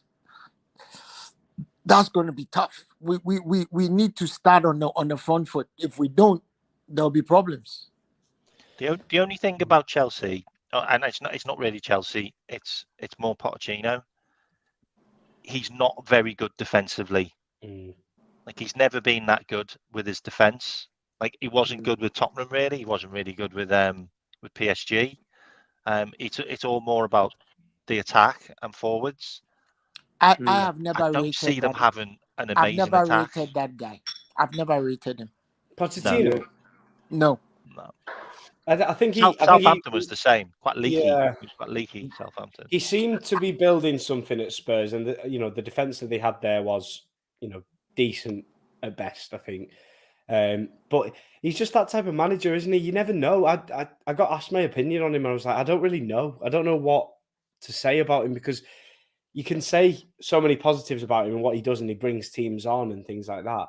But then the other side of things is it doesn't last too long, and it always seems to end in tears. And I have no idea how this relationship with, especially a team like Chelsea as well, the relationship between Pochettino and Chelsea, that is just, I don't think anyone can cast that. What is going to happen? Hilarious, isn't it? Yeah. It's hilarious that they got a Tottenham man. Well, one of the guys of our podcast is a Tottenham fan, and he was like, he's coming back.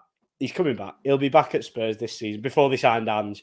And he was like, yeah, it's perfect. Poch is back. And then it came through. And it was the day we were doing a podcast, and it came through that Poch had gone to Chelsea. And I was like, this will be fun tonight. Well, he had a sulk on all night. The thing about Tottenham's manager as well, I think a lot of people don't realise that he's actually really good. Seriously good. He is going to do really well with them. Most is the man I just mentioned, Charlie Skeggs, the Spurs fan from the podcast. Me and Dom were both like, this guy's really good, And he was like, I don't really know anything about him. And I was like, come on, mate. Like, you've just signed a new manager. You should be all clued up on this by now. But I have a good feeling about Ange. I like him. I think he's a very honourable man. But he's gonna coach Spurs, man. It's in the name. Spurs is Spurs. Spurs will do Spurs. You know what's the best thing? You know what's the best thing that could happen to Spurs? I know this sounds really weird, but the best thing that could happen to Spurs is they get rid of Harry Kane. He is a massive weight hanging around their neck every single season. How many times K-Mack, right? We filmed the pod last night, and I said this in the pod, and Dom was like, ooh, hang on a minute. But how many times has it been said, especially when Pochettino was there, actually, about how the squad's gone stale? It's stale now. What he'd created has gone stale. It's like, well, Harry Kane's been there the entire time. Could you imagine, because everyone says it's going to be an absolute disaster if he leaves Spurs. Could you imagine he leaves Spurs, they get, 60, 70, 80 million, whatever for him. They replenish it in, a great striker that, when you've got James Maddison and Son and players like that, I think you're going to be all right for scoring goals. If they can replace him in some form with a decent striker and help the rest of the team where it's needed, could you imagine a complete clean slate at Tottenham Hotspur where there isn't this? It still feels like the Pochettino days for me. It still feels like it's the blueprint of the Pochettino squad with these new guys in. Could you imagine a clean slate? Five? Like they're still playing Davis, Sanchez, Dyer, Lloris. They still had pretty much most of the squad. And then Ange comes in, we get a new goalkeeper, we get a new playmaker. He's a really good goalie as well, by the way. He is. He's going to be a good keeper, him as well. I think he's a refreshing manager, and I can't remember what show it was that I watched, and they were talking about it, and it was like, Ange's style of play isn't exactly a blueprint carbon copy of what Harry Kane likes. And it's interesting that, because if Ange is going into the door and everyone's there with the spotlight on him saying, what about Harry Kane? What about Harry Kane? He might be in the background going, I'm not really bothered about Harry Kane. But if he stays, he'll find a way. Can you guys see the thinking behind why Daniel Levy doesn't want him to go? Why doesn't he want him to go?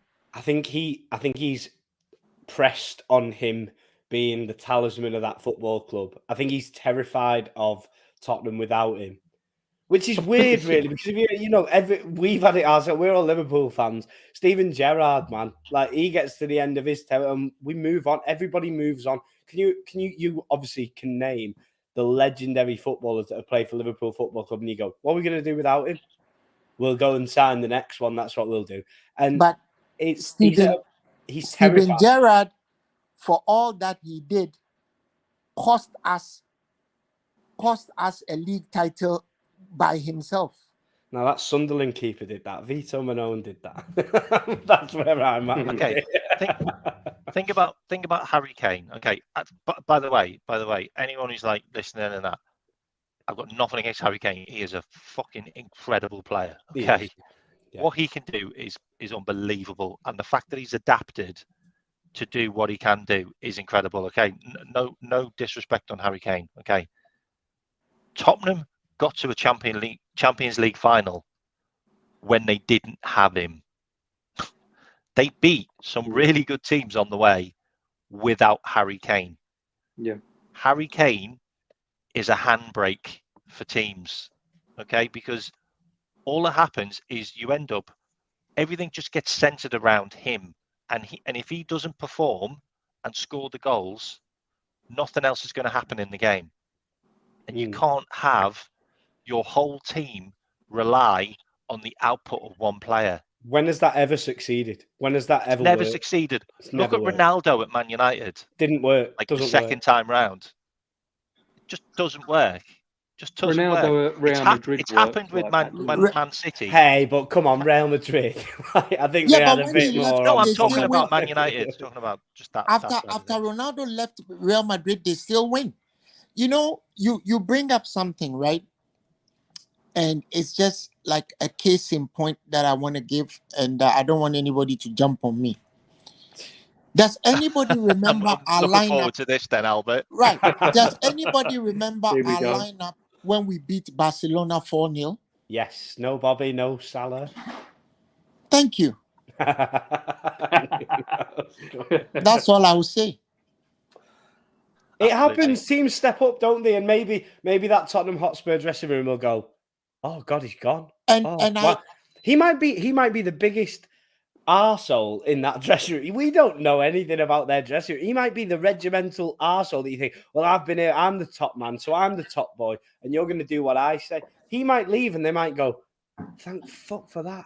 Callum, and they may be Callum, when he's talking in the dressing room, they probably can't understand well, it. Exactly, yeah. There is that. There also may be other players who, but for him being there, will step up and do something different. Yeah. Telling you, the biggest arsehole in that dressing room was definitely Lloris. The game we massive played, arsehole. the game we played against Barcelona, it was all improvisation. Like the guys just went out there and just improvised. Oh, yeah. They knew. Well, we had to wanted really. 4 Didn't goals. we? People just rolled their sleeves up. They did. Yeah, you had to. Like fuck They it, knew I'm they doing this. they wanted 4 What could goals. be worse? You were 4-0 down, right? What could be worse? You say, oh, you could lose 4-0 again. I'm not being funny. That's not worse. So you're getting battered anyway.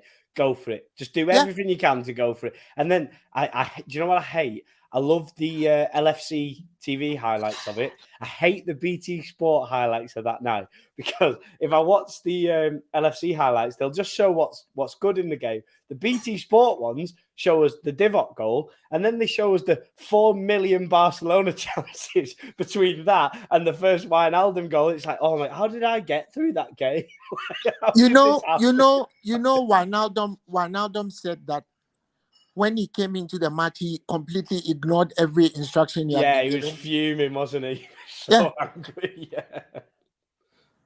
He just ignored everything. Do you want to know what annoys me the most about that kind of game?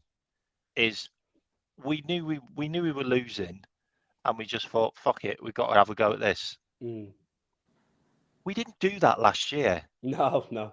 When we went to Real Madrid, and we could have got at them. Like, no, they didn't exactly pull up any trees. They didn't do anything in that game, did they? Because Klopp didn't want another disgrace. Remember when we needed goals at a point in time, he just brought on Milner.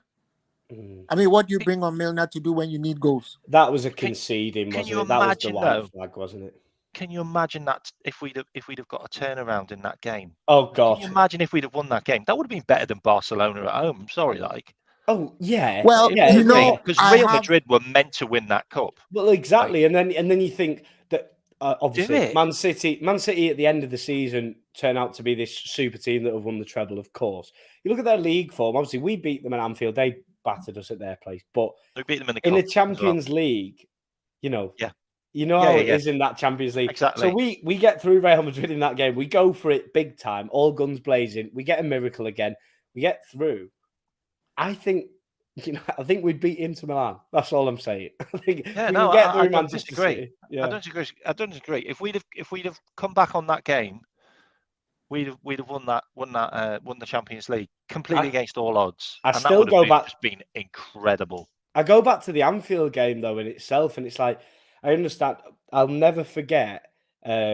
I couldn't go to that game, and my mate was in the ground, and he texted me after the mad second goal that Salah scored off the Courtois error, and he texted me literally just after. He was in the ground. It was weird. He never texted me during the games, obviously, and he texted me. He said, "Modric has just got him in a huddle.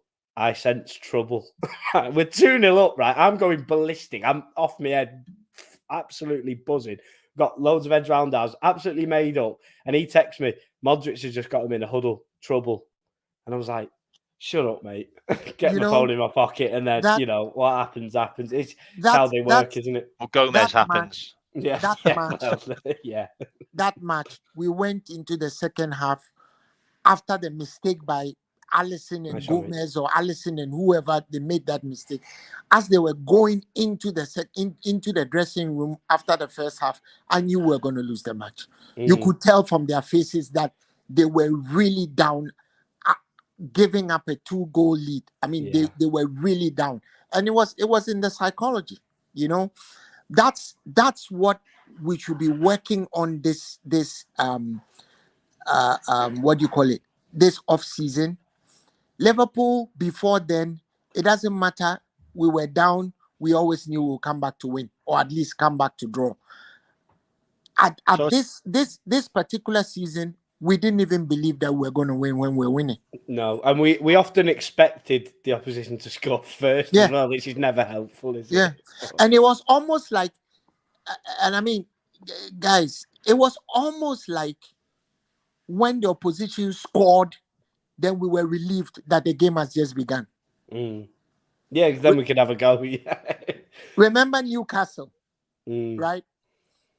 They were 10 men down. We were 2-0 up. And we couldn't believe we were winning the match. We nearly gave it up. We did.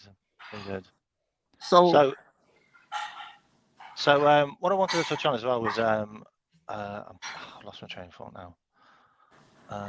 So basically you kind of segue onto what I wanted to talk about, which is last season there was 8 teams in the bottom 15 that we failed to score against. Okay, those stats are frightening, by the way, and we also lost the same amount of games as Everton last season. Okay, they're just some crazy stats. And we lost to 3 teams that were bottom of the table at the time as well last season. Okay, so we had the worst season we've ever had under Klopp. I feel it was that bad. Right, it was like Jekyll and Hyde. First half relegation form, second half top 5, 6 maybe. I didn't think it was top 4 form, but because we've got quite a few draws. But that's kind of how we sit. And the thing which got me the most was the fact that the players couldn't get up for games against your likes of Bournemouths and Crystal Palaces and Wolves and Brightons and teams that are lower down in the league. I mean, I know like Brentford and Brighton ended up like quite high up in the league in the end, but we couldn't get up for games like that. Leeds, for example, like Leeds at home, like, you know what I mean? That has to change next season, and having a big squad and having hungrier players, I think that will change. What do you think? So that will change because you have Alexis and you have Zoboslai in the team who can test a low block from distance. Remember last year, we made absolutely no attempt to test a low block with shots from distance. I don't even remember any of our midfielders taking a pot shot at a goalkeeper with a team that threw up a low block, like Bournemouth. Remember Bournemouth? After we went down, it was just those little triangular passes. Yeah. Salah, Fabinho, Trent. Salah, Fabinho, Trent. Salah, Fabinho, Trent. Little try. We spent about, and after we lost the match, you remember the stats? We had about 83% of the game and still lost. And most of those were triangular passes on the right side. We have to have players who are prepared to hit the ball from distance when teams decide to throw up a low block. We also need to pull Trent out of that crazy fullback role. It has to happen because every team was attack Trent. Yeah. Every team was attack Trent. And I'm sure Trent simply got tired of being attacked. Do you think, though, Albert, I think obviously there is a tactical influence on why it happened to us last season. But aside from tactics, I always used to find myself looking at the games, watching the games and thinking one word came to my head every time: arrogance. Just looked arrogant. It looked like an arrogant performance every time that something went wrong. Even when it went right, you look at there's two games last season that obviously stand out as highlights. Is 9-0 Bournemouth and 7-0 Manchester United. We were arrogant in those games as well. We just weren't taken advantage of because it was so easy for us in those games. It came at me early doors in the season, even in the Fulham game. You start off against Fulham. Fulham, as we know, are usually a bit yo-yo-y, a bit... Obviously, turned out not to be the case this season. They did really well. Had a great season by all accounts. We got found out in that game because we tried to play arrogantly. And I hate using that word because I think it stands against everything that Jurgen Klopp is and how I'd like to think our players are. But I feel very... I felt after every game that I was watching, I was like, it was an arrogant performance, that. But you know why you are right? What happened after every game that we won big? What happened? We lost the next game. We lost. Yeah. I mean, how do you beat Manchester United 7-0 and go and lose to Bournemouth the next game? Crazy. How do you do that? That's the crazy thing about it, and it was like Jekyll and Hyde. It was like we battered Man United, we battered Bournemouth, we lost to Man United, we lost to Bournemouth, and let's not make no bones about it. Those two games, we were dreadful. We were dreadful away to Man United, and we were dreadful away to Bournemouth. Have you seen that screen share I've just done? Yeah, I was just having a look. Levi Colwell. Yeah. Christ, if we get him, mate. You know, K-Mack, it's funny you say that. I've always said that I think one of the worst games we played was the game we played at Old Trafford. Oh God, it was awful. Yeah, it was awful. It was terrible. Oh, by the way, Chelsea aren't in Europe. Just thought I'd throw that in there. Might be another way to get him. Yeah. Do you know that we had our first corner in that match in the 83rd minute? It doesn't surprise me anyway. We only had one shot on target, and it was in the last 70 minutes, I think it was, wasn't it? Was that right? Yeah. And the goal that Salah scored virtually just came off his head. Yeah. Right? It came off his head. And going into the match, every pundit was predicting. Nobody predicted any less than 3-0. They just got battered by, was it Brentford 4-0 in the second game of the season? And we had just battered Bournemouth 9-0. 9-0. So it was granted that the goal that Rashford scored was questionable, but because I thought it was just offside. A little bit. Yeah. I thought it was offside. He was offside. He was offside.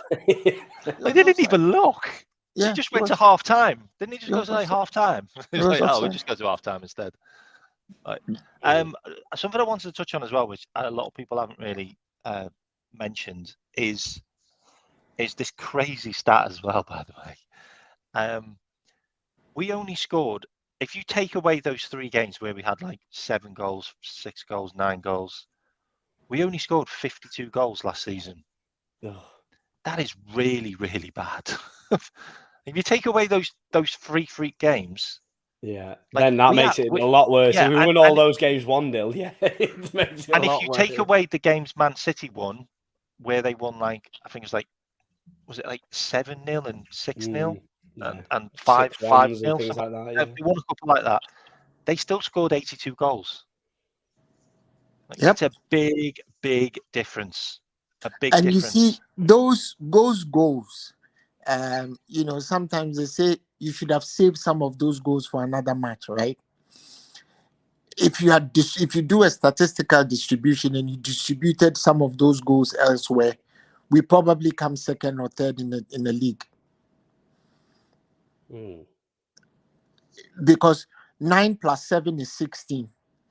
If it had been 1-0 each, and you had distributed the rest of those 14 goals elsewhere, yeah, a lot of the teams that beat us and drew with us, you don't draw. But like you say, K-Mack, you can't go losing to Nottingham Forest, Leeds United, Bournemouth, you know, and the list goes on and on and on, and then expect, you know, we were very lucky to even come 5th. At least we have Europa to play.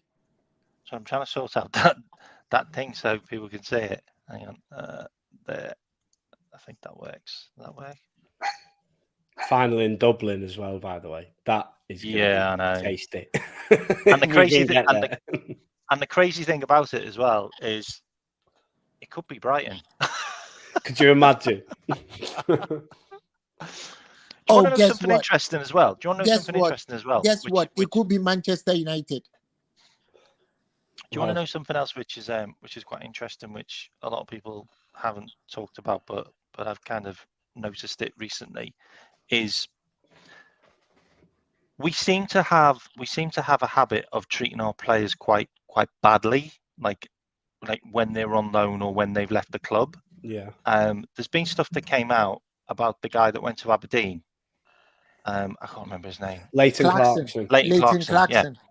Apparently, when he was at Aberdeen and he was literally ripping up trees. Like, he got them into Europe, by the way. They're in the Europa League, same as us. Like, we never inquired once about him. We didn't look at him. We didn't speak to him. He just got left alone. And he's a midfielder. Like, yeah. like we looked at Morton, but we didn't do anything about Clarkson, who had a much better loan. In your opinion, after obviously the loans speak for themselves, but watching them when they had their very limited game time for Liverpool in the cups and things like that, I always have fond memories of Leighton Clarkson. I think there was a few times where he was exposed and things like that, but you're going to get that from a young player, and you got it from Tyler Morton as well. But I thought he was really good. Yeah, I thought he was a good player. Great. So it was interesting because you said that on we were on the American Copites last night, weren't we? Did I mention it there? I can't remember. And we just touched on it briefly, and it got me thinking because I was like, Tyler Morton started off at Blackburn. Dom, who I do the podcast with, the Blackburn fan, he said he's the best thing since sliced bread. And then it all turned very pear-shaped really quick, and they don't like him anymore. But Leighton Clarkson has rave reviews, and I thought he was really technical and really, really nice to watch. Just very vulnerable and young. That was his only negative. He's feeble. I think he's feeble. Which you'd expect, wouldn't you? You'd expect from a young player to have traits like that in the negative side. But the positives, I was like, he could really be something when he learns and when he grows a bit and he, gets into his body a bit more. And I think there's a player there. So it was really interesting to hear that last night or the night. He's coming back. He's coming back to the Premier League in a couple of years for like 10 million. Yeah, I've got no doubt. We sold him for 1.5, by the way. Some of these guys, I just think that the Premier League is not for them. I think he's where he should be. The Scottish League is a little less demanding. Right now, Yeah. right now. Yeah, but I don't think he should be gone. Like, Yeah, well, like, there's No, a well player there. if you're loaning Reece Williams, then why can't you just loan Leighton Clarkson? Why would you then? sell him for 1.5 million? I What do agree. you get him for I that? agree with you, but my thing is, there's a certain physicality that is required in the Premier League, You're right. and You're right. I think that it's like the saying about a good little one and a good big one, right? If you're going to battle the likes of Andre Onana and those kinds of monsters in the middle of the park, you have to be strong. See, do you think that's why Bajcetic came well above those guys? Right. And that's what happened. Remember what happened to Bajcetic against Real Madrid? Remember what happened to him? He was completely overwhelmed and exposed. It wasn't his fault. Which not many players on the planet men against would be. boys. Yeah, exactly. Yeah. Men against boys. Yeah. Like for me, Stefan Bajcetic should be sent out on loan next season. Yeah, really and should. just could you imagine if he has a fantastic? Do you know what? For some reason, I don't think he will be. But imagine if he got sent to a decent standard European club playing in some form of something like that. Salzburg. Can you imagine a season in the Salzburg team? Season there, back. He playing the Champions League as well. He's playing every week in the Champions League. Insane. Wow. Because I really think even if he stays, I think we'll nurture him. I think he'll be a fantastic footballer. By the way, I have massive hopes for him. Even if we send him to Leipzig, he will play. Yeah, and I don't really care where he goes. Just somewhere good. I don't want him to go to somewhere that's a bit of a waste of time. I'd like him to go to a club. Salzburg pretty much ticks every box for me. He's playing in a league that he can shine in, but he's also in the Champions League. I've got no issues with us taking Thuram and them taking. Yeah, to Nice. Why not? Why not? Put him on there for loan. Think about that as well. Someone mentioned in the chat a couple of managers like that. Maybe we might want to look at like when Klopp goes. Klopp's going to go like in 2026. Yeah, like he will, or he'll go when the German team come knocking on the door. Do you think he goes to manage the German national team then? I think that's got to be the next and final step for him, hasn't sabbatical, and then the German job. Yeah. I think that'll be it as well. He's 59. Yeah. He's not. Everyone thinks he's like really young. He's not. He's 55 really now. He'll be 50. He's 55 now. Yeah. So he'll be 50. He'll be 50, 57. Only. He's only a year older than me. So he'll be 50. He'll be 58. He'll be 58 when he goes to when end of his contract. He'll be 58. Yeah. So people are like talking about managers like to replace him, like if he leaves. Like I think Marco Rose of RB Leipzig's a really good shout, by the way. Oh, who came out this week and was talking about Marco Rose? It was someone gave him the best review I've ever seen of an ex-manager. I can't remember. It was a player that obviously played under him, and I can't remember who it was. It might have been. Could it have been Jude? No, I can't remember. But they gave him the best review. When I read it, I was like, Jesus Christ, what a manager he was. He just talked about everything that he did in the job, and I was like, wow, well that's everything, isn't it? That it was the best review I've ever read. I'm completely sold on Scaloni. Is he the guy that's just left? Argentina manager? Yeah. Oh, okay. I am totally sold on him. And you know why? It's like really simple. I saw a manager who in 6 matches played 4-4-2. He played 4-2-3-1, played 4-3-3. Oh, I mean, it's just put that. This conversation terrifies me. But what I do like about the conversation is I don't think I will ever meet a Liverpool fan who has the same guy. I think we'll all have someone that we think, I think he could do it. I think he could do it. And guess what? He's played in the Premiership before, right? He was a West Ham player. West Ham, yeah. Yeah. I think for a long time I thought that the natural successor would be Nagelsmann because I thought his story at Bayern Munich would be a lot different to how it ended up. And then to see him sacked. I think that's a terrible sacking. Well, it is, of course it is, but I Like thought semi-final Champions League, Yeah. second in the league, and you they get went sacked, on and won and it. you're having a laugh. And yeah, exactly. What they probably have done as well is they've messed up his confidence. Mm. They've messed up his To be fair, confidence. though, he's a naughty bugger, isn't he? Nagelsmann. Yeah. I always thought, before I'd looked into him a bit, I thought he was very prim and proper and very sophisticated and so. He's nasty, man. Like, He's a he rebel. causes problems upwards, downwards, sideways, everywhere. So maybe not after having a good delve into him, but I just don't think he's mature enough to handle a team like Liverpool and all the you're right. issues Liverpool comes with. Yeah. I mean, Liverpool. I think he went to Bayern Munich too early, by the way. I think. Yeah. It was his Liverpool- dream job, yeah. wasn't it? Yeah. Liverpool is a difficult team to manage because of the social issues that are associated with Liverpool. You need to be socially right to be able to deal with Liverpool. So who is a guy that can grasp City like Jurgen did? Who's a guy that's out there now that could do that?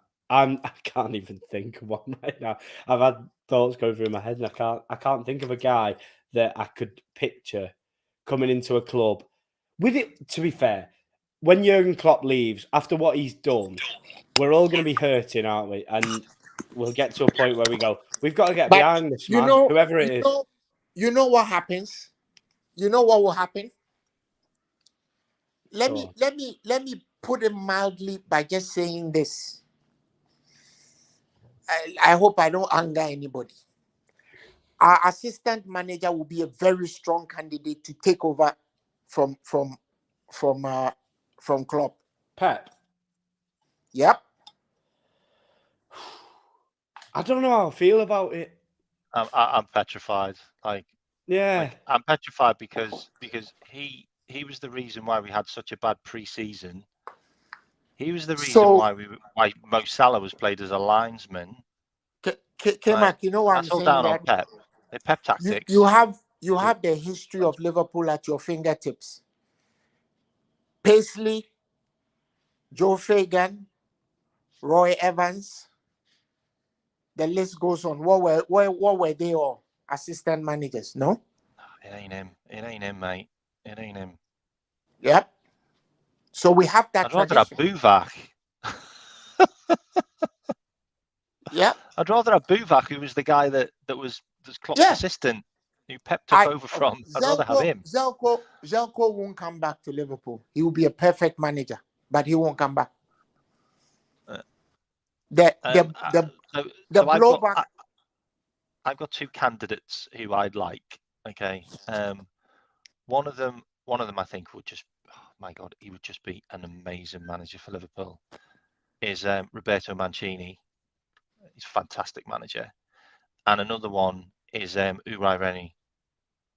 I think he's brilliant. He got a really bad deal at Arsenal. Unai Emery he's going to do really well. He's going to do really well at Aston Villa. Unfortunately, Unai Emery. But guess what? You know, Aston Villa are quietly recruiting, right? Oh yeah, they're quietly recruiting, and they've got billionaire owners. American billionaire owners. Quietly and prudently, and that kid Jacob Ramsey is going to be something else. Special. Have you seen him in the under-21s? He is something else, man. Player of the tournament. Yeah. I'm gonna end this stream now. I didn't speak about Dominic Szoboszlai for some reason. We ended up speaking about everything else. Yeah. Well, so let's do. I had loads of stuff to say about him. So let's do 5 minutes of Dom, man. I want to know. I've seen videos, and that's all I've seen. And wow, he looks like he can do everything. So if there are any flaws, you should be telling us, K-Mack, because you called this lotto number like 2 weeks ago, man. And right, let me be very honest with you. Let me be very honest with you. I was like, what's he on about? Who's the guy? Who's he? You know? Can you see my screen? Yeah, cool. Okay, you ready for this? Yeah, I don't miss.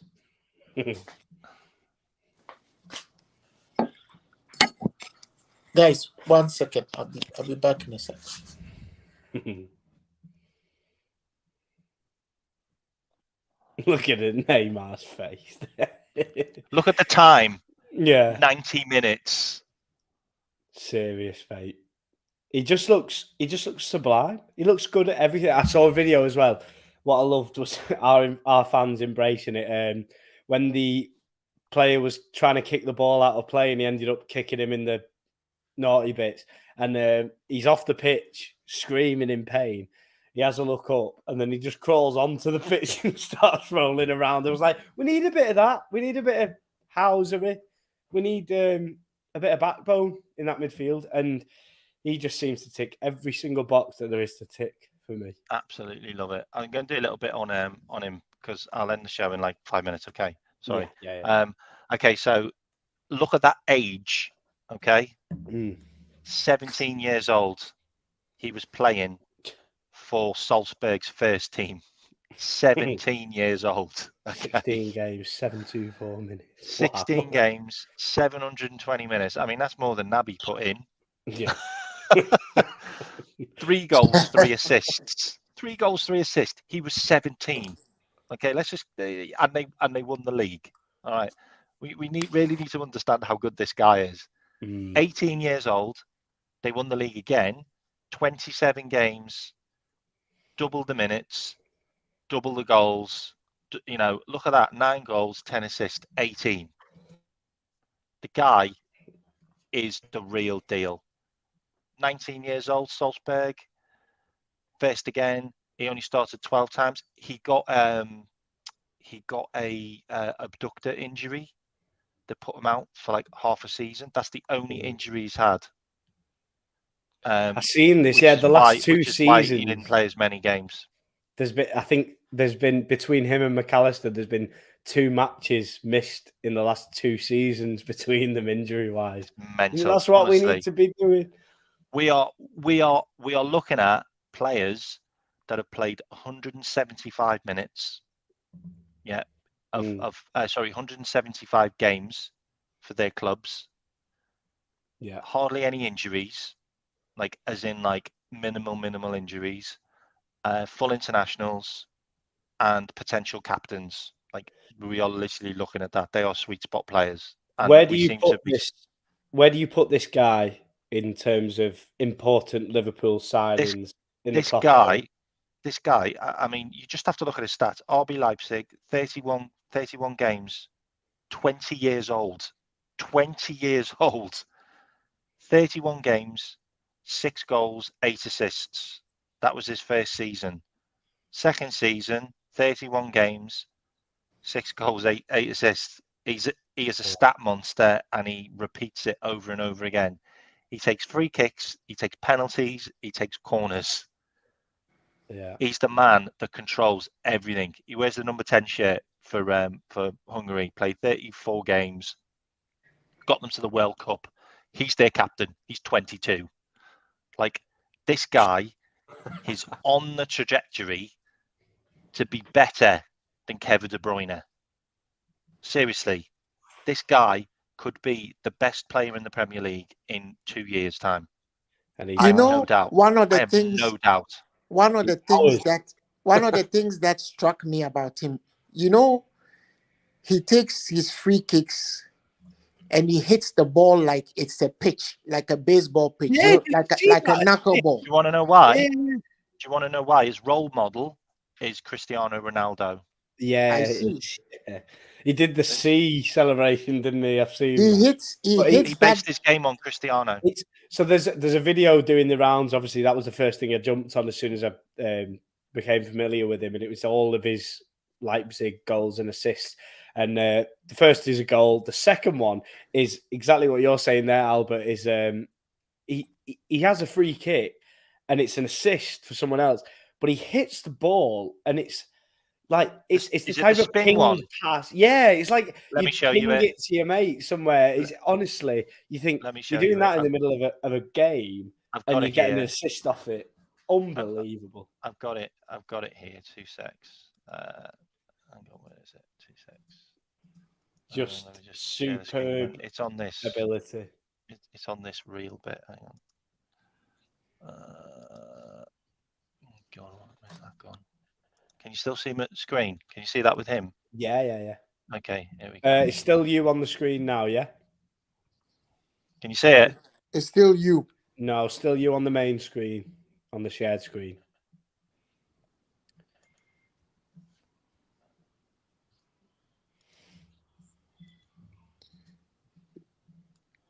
He hits it so flat, very little top spin, high velocity.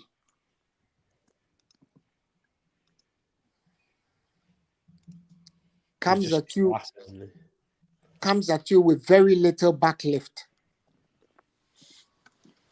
It's the way that the defenders don't seem to expect it, and they're just panicking as they try and clear it away, and then it just ends up on the player's head, doesn't it? Yeah, come on. Yep. That's it. Did he touch it? No, look at the spin on it. Nobody touches it. Very Oh, little that's just a backlift. goal, isn't it? Oh, it Yeah. came up on the video as an assist. He just scores, doesn't he? Jesus. Very little backlift. Very, very little. Wow. You know, if you watch the match in which they beat England 4-0, he was amazing. My favourite thing of his highlights from that game was his run back, his tracking back. Have you seen it? I think he was matching Luke Shaw for pace, and he was overtaking him. He comes back and dispossesses Bowen. Yeah. Yeah. See the way he hits it. Very little backlift. Almost that is zero a mental spin. goal in the top bin there. Yeah. I mean, like this is what you need to beat low block teams.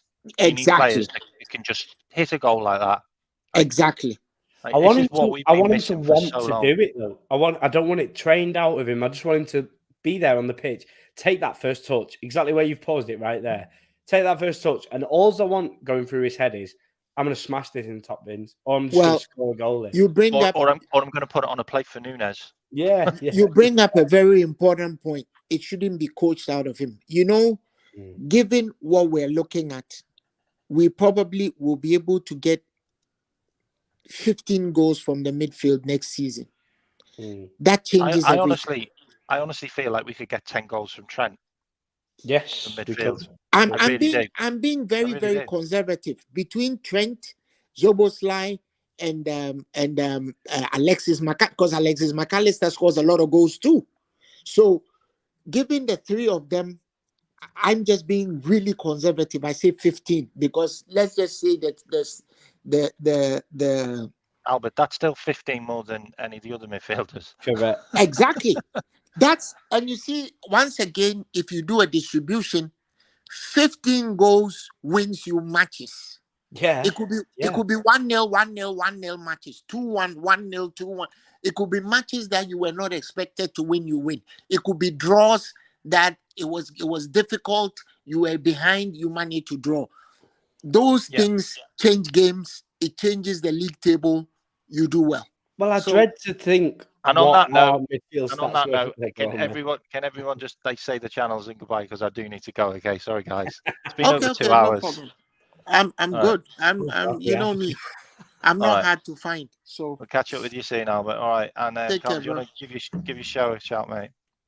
Yeah, just Callum Nicol on YouTube and Talk Nonsense podcast, if you don't mind giving us a watch. It's great having you on, mate. All right. Thank you very much, mate. And pick up everyone who's been in the chat. Mikey, Redbird. Oh God, who else we got?